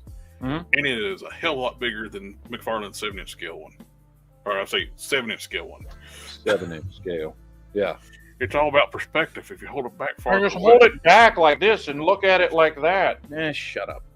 But yeah, look, I'm as I've said like 15 times already, I'm not big into McFarlane anymore. But this is I do like this wave. This is a cool wave. This is a good wave of figures. Oh, and somebody's asking, where'd you get the shells in your for your stuff? Oh, this stuff over here. These are all straight up Walmart shelves. You go to Walmart, the aisle with all the shelving and the 5-shelf black shelves that you buy for, I don't know, what are they, $36.99 or something? That's what all of these are. Now I've got other shelves that you can't see up here and over here that I made. I went to Home Depot, bought 6-foot planks of, they're 6 by 12. I think they're 6 by 12 planks, and I bought brackets and I put them up myself for like all my X-Men, Marvel Legends are up here. All my MCU is up there. And then over there, I've got all my 3 3/4-inch stuff, Star Wars and G.I. Joe. Those shelves I made, but the ones behind me, the ones that look nicer, because these look like I made them at Home Depot, because I did. I didn't even paint the shelves. They're still wood colored. But these are all straight up. This is just Walmart stuff. That's all this is. I just went to Walmart and bought shelving. I made mine. Yeah, I like them. They don't look as fancy. I didn't make this corner piece that was built into the house, but I did add it on all these. Well, that middle piece is a Walmart shelf. Then the rest is all made up.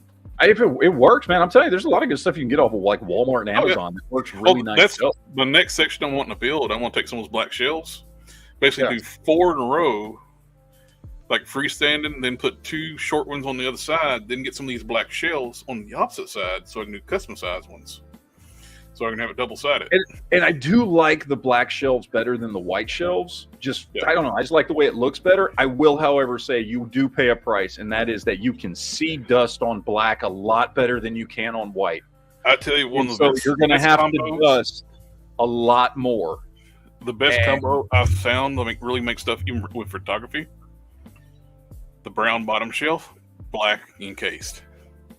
Stuff photographs so dust a lot because my shelves, man, like after about 3 or 4 weeks, I'm like, I gotta take all this shit down again and dust, because they start getting, and you can see it on the black so much easier than you can on lighter colored shelves, which is the only thing that's a pain about these.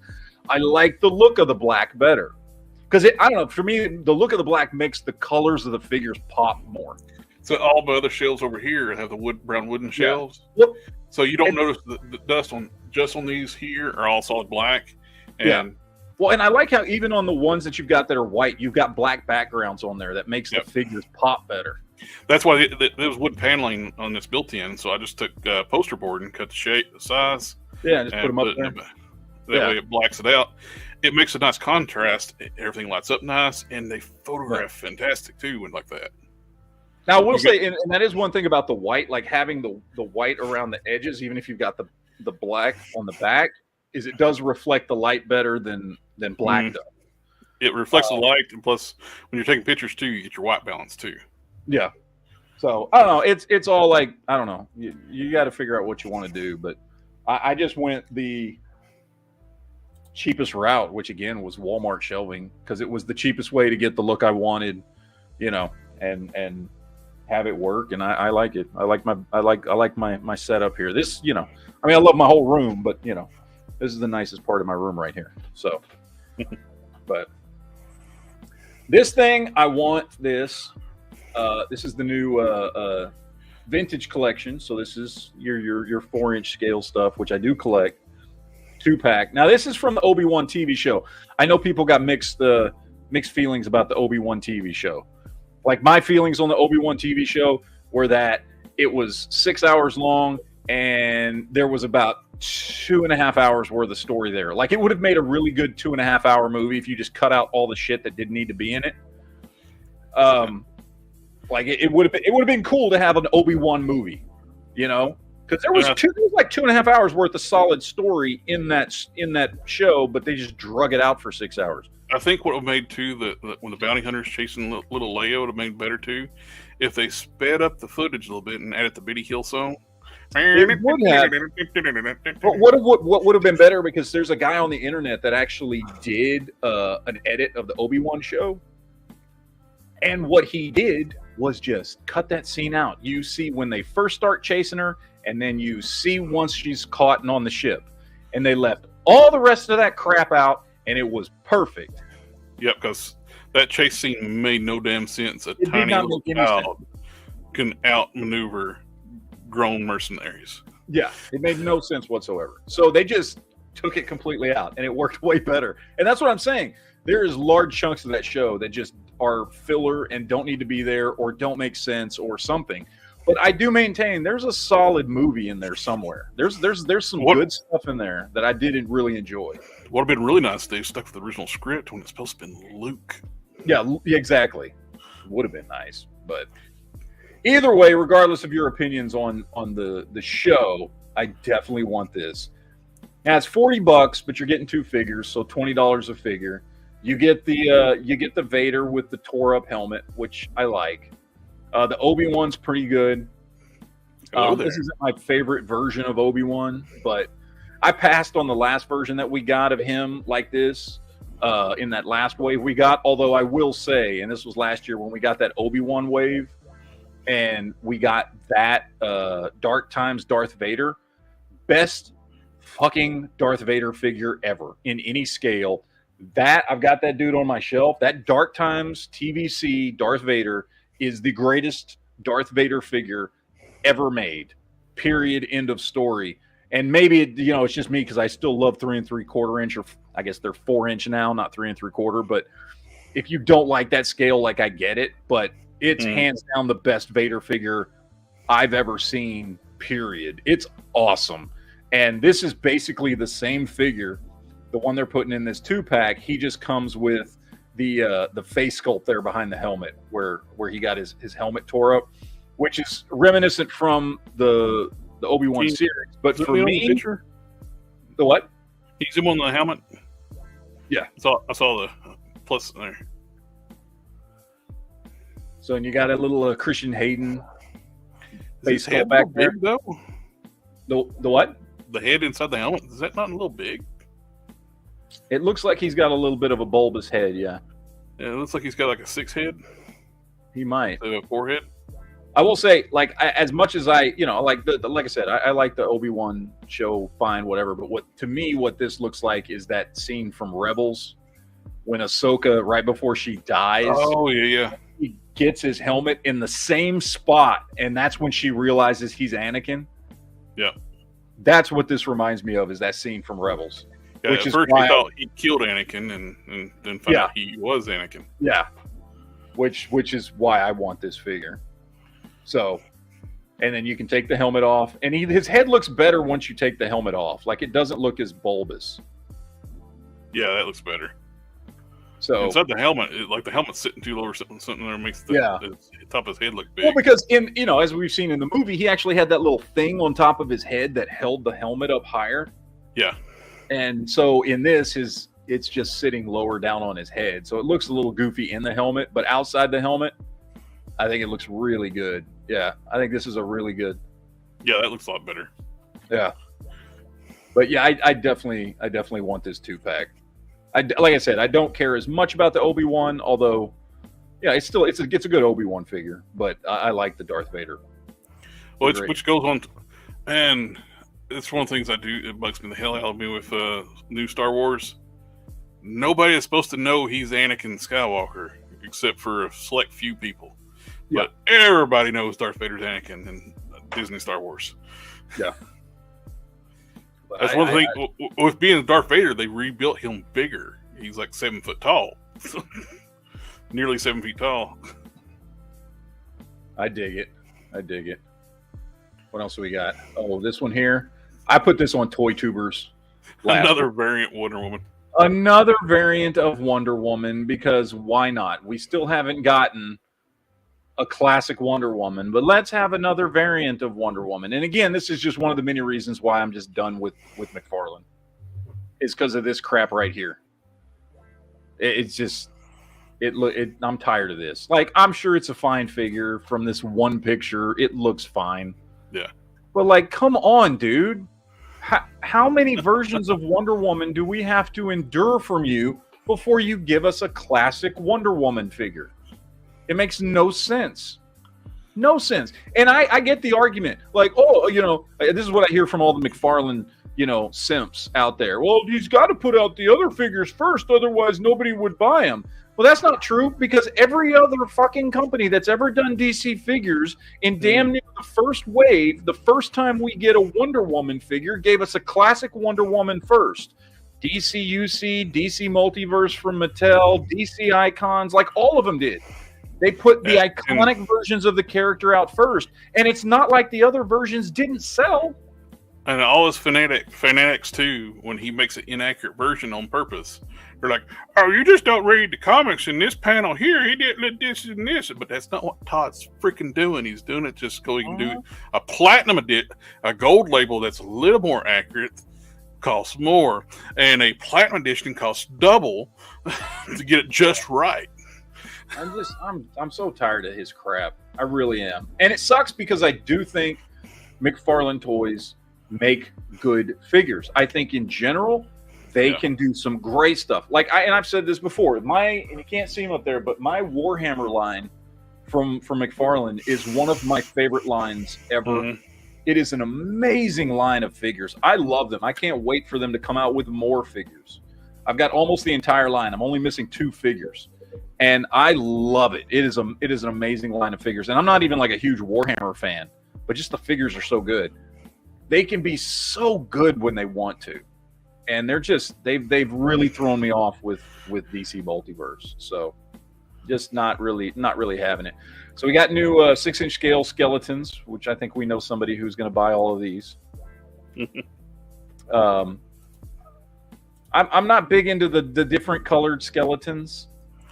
You know, like I would want more traditional looking skeleton. I mean, they're fine, they're cool. Not my thing, I guess. I'm not a huge skeleton fan per se. You know what I mean? But they are cool. Thank you, sir. Super chat. For your next McFarlane Wonder Woman purchase.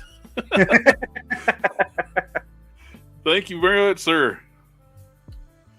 He has shown a render of a classic Wonder Woman. When we'll get it. Yeah, but it doesn't look like classic Wonder Woman to me. It looked like a Linda Carter Wonder Woman.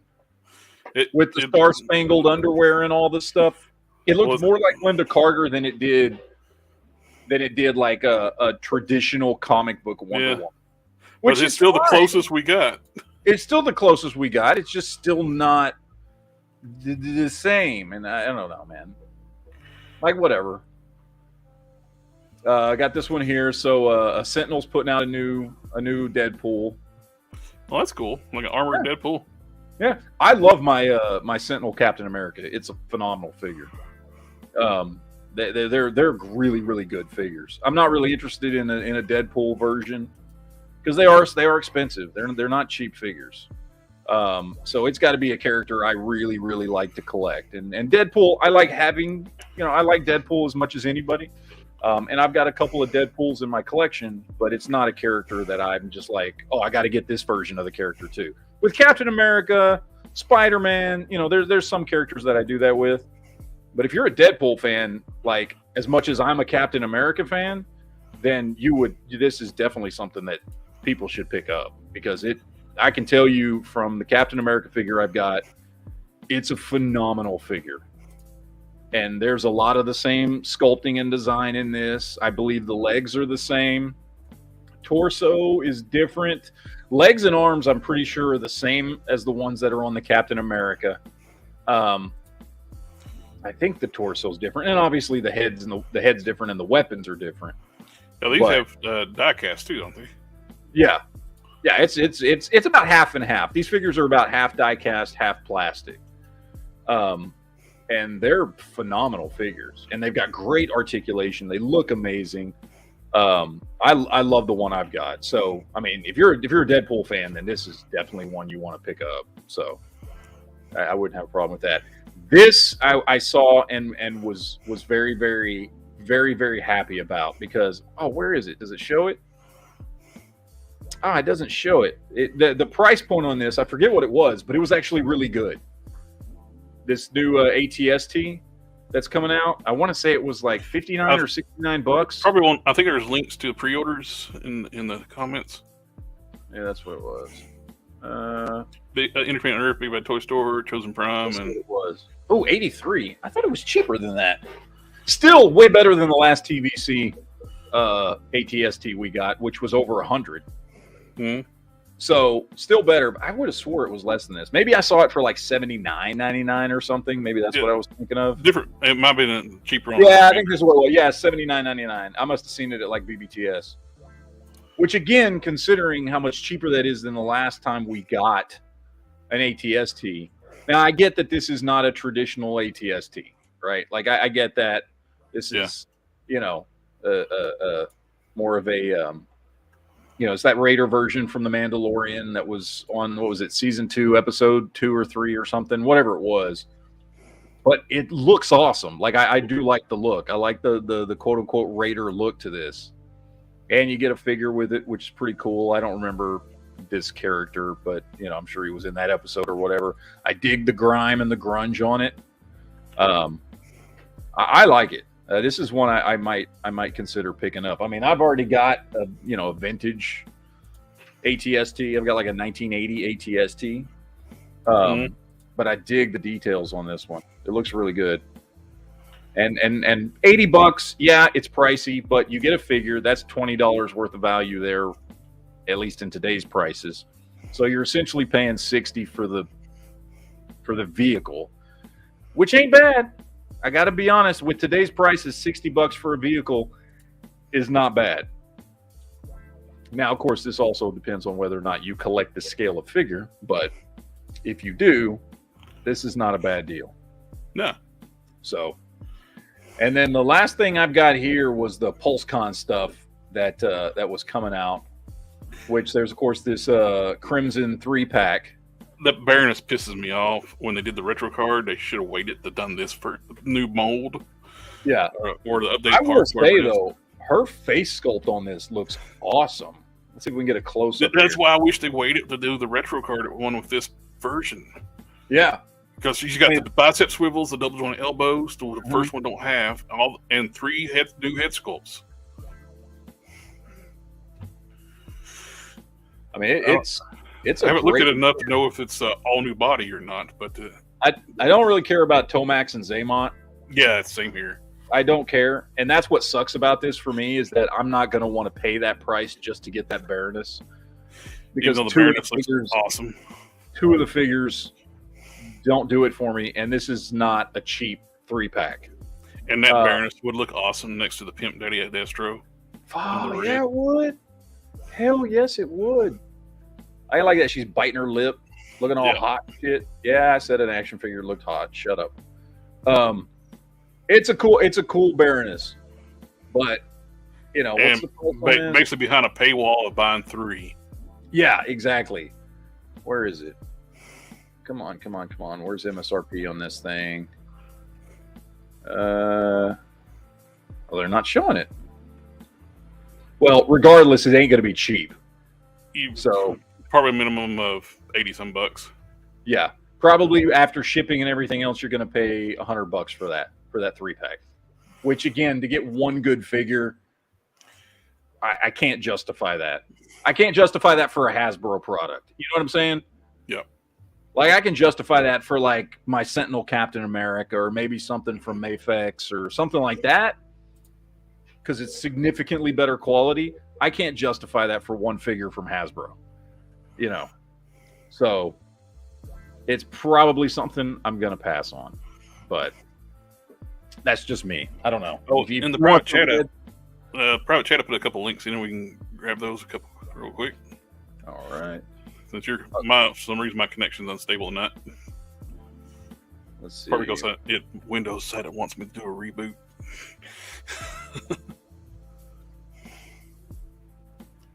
Let's see. All right. Yeah, I gotta pull these over one by one here. So it's the Giant Man. I figured just give like update on numbers on that one. Yeah, so we're up to almost 5,000. So it's almost halfway there with what? We're a little over a week into it. Yep. A little over a week into it. They're almost halfway there. It's not the most record number of one, but it's doing no, good. But it's this one. Look, this one's gonna fund. There's no doubt about it. It's a good price point for what you're getting. I actually made a video on this. I just haven't edited it yet. And what it boils down to is you are getting you are definitely getting $200 worth of plastic here with this guy. Mm-hmm. There's no doubt about it. You're getting $200 worth of plastic, which is the equivalent of 8 figures, which is $200 is what 8 figures would cost you from Marvel Legends right now.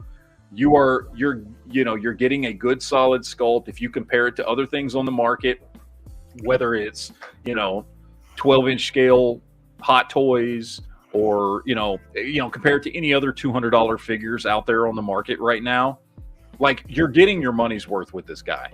You really are. If you compare it to like those 1/4 scale NECA figures and things like that are shorter than this guy, less plastic than this guy. Granted, a lot of those have better sculpts, more detailed sculpts, things like that. But they're in that same price range. Like you're getting your money's worth with this dude. Well, So if you want some sticker shock, I just rough estimate of what Fans Toys Superion cost complete $1,200. Good Lord.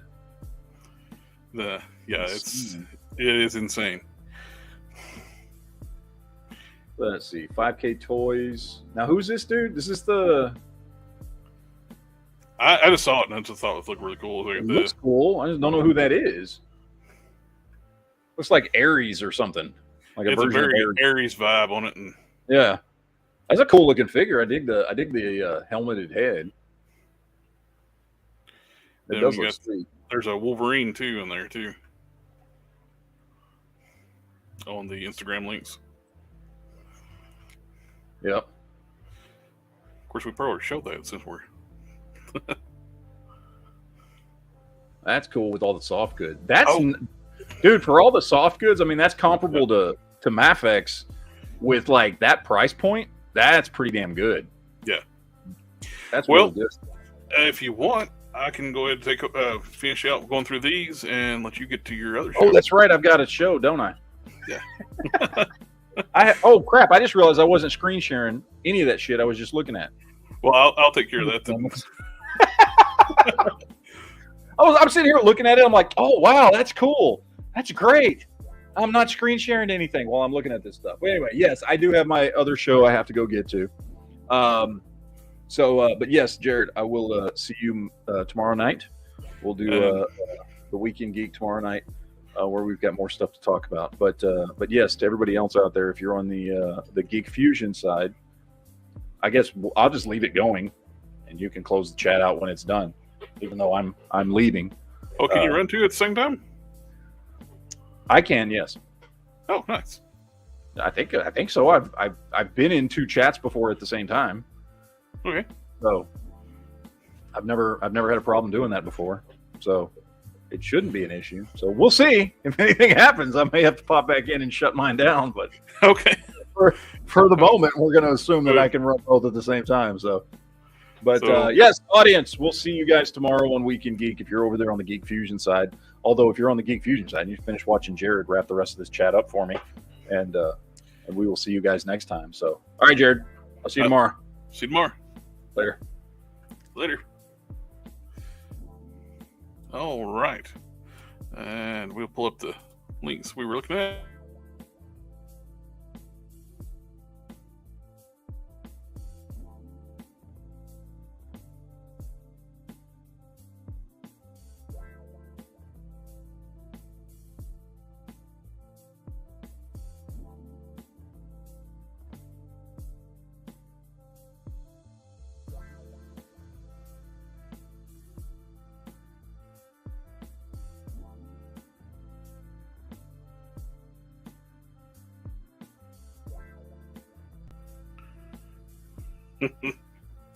My connection is crapping out on me, sorry. I'm pulling up the links. I had them all pulled up before, and I was pulling them up, and it killed the my connection. A second.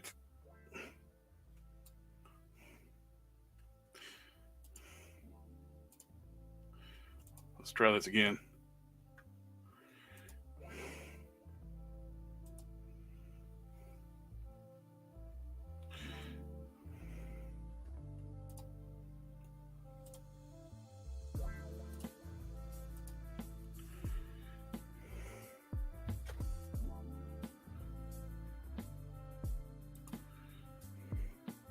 What in the world is going on? Oh, I'm sorry, guys. Like a StreamYard is being fun. It will not let me share my screen.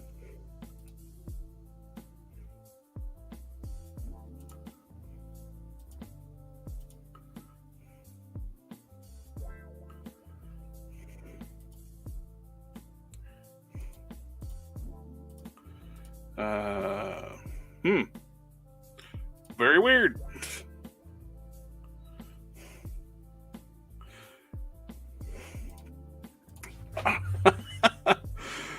Don't you love when things screw up when we're in the middle of a live stream?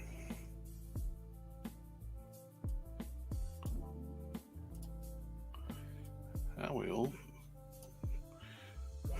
turn off the chat. Try this.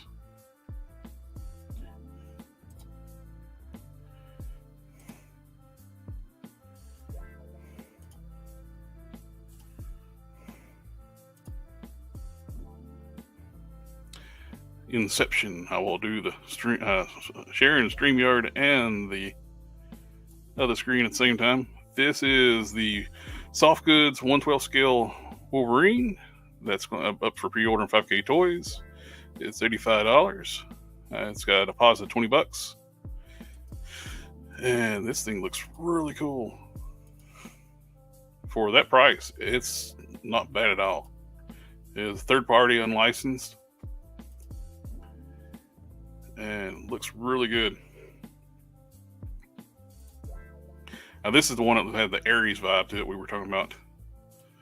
The thing's really badass looking. I have no idea what this is supposed to be. It just looks really cool.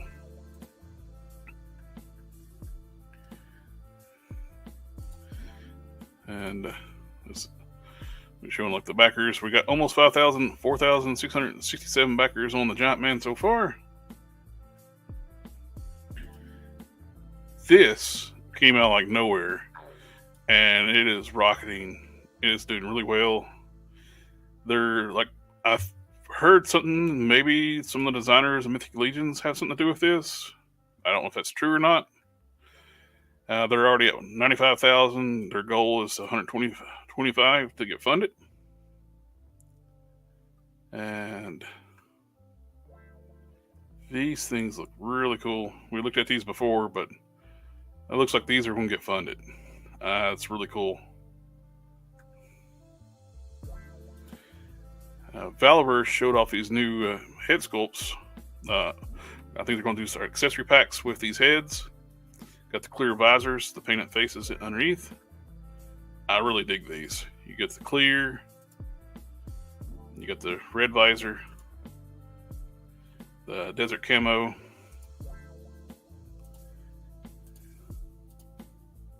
I like those a lot.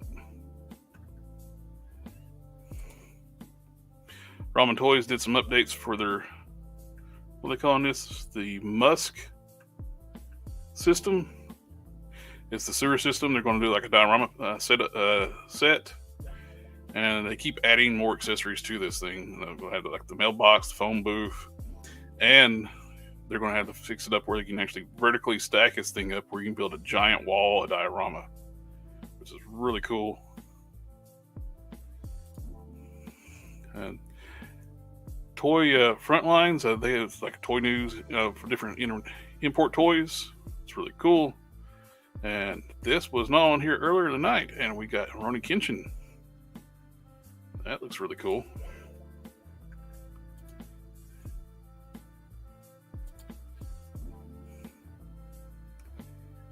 And is this official? Brooke's gonna be in season 2? That looks badass. I dig that.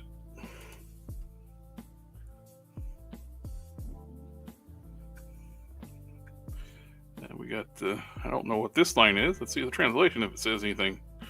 What was it?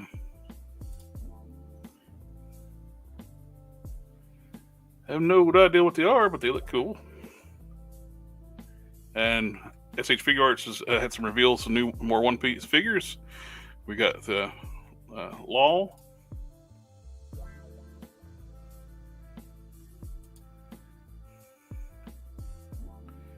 And Berserk. These are new reveals from the show recently. And we got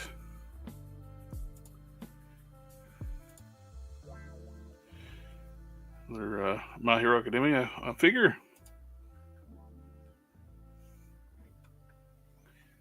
And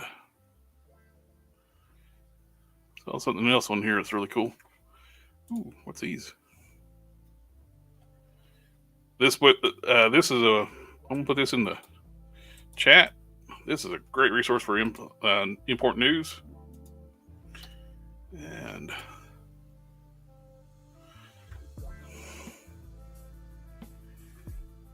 every time I go here, they got more and more news, updates, stuff coming out. This is what I was wanting to show out here.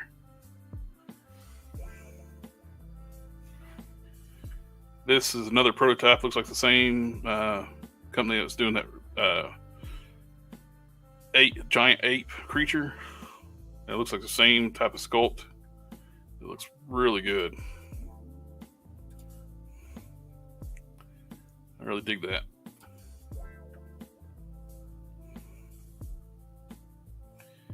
And I dig mechs and robots.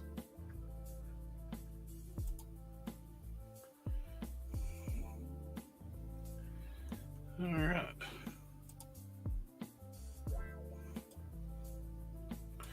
And I think that's all we got to cover for the night. Did the link go through? Yeah. But everybody in the chat, thank you for coming out, hanging out with us tonight. I know we're running a little bit long, and I hope you enjoyed getting to talk to Gunbuster Kit, model kit. But thank you again for coming out, hanging out with us. And I thought it was really cool to get to talk to the Darren. It was like, we'll talk about this Kickstarter project. It's really cool. Did those Heathen figures have back screws so they can be disassembled and mix and match parts like old Joe's?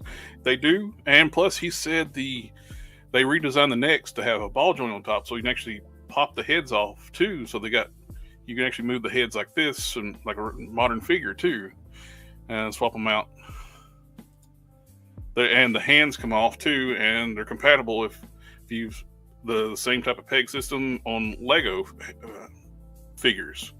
So if you want to put like a Lego hand, weapons, or anything like that, and all the accessories can be compatible, you turn them upside down, they're compatible with Legos, which is a neat feature. But again, I think that's it for the night. Thank you for coming out and hanging out with us. We got the Whip It Sunday show on Sunday, and Geek Fusion Geek Chat tomorrow night on the Geek Fusion channel. Be sure to come out and check out both of those. This coming Thursday will be Whip It Thursday. It's bi-weekly now, so have every other Thursday since we're going to be doing the Friday shows now. So give me a little bit of reprieve. Plus, I got a chance to work on collection display shelves yesterday. Did a lot of rearranging on yesterday. Once I get all that done, I was going to do like a tour or a collection tour. But everyone, have a good night, and we'll catch y'all next time. Later.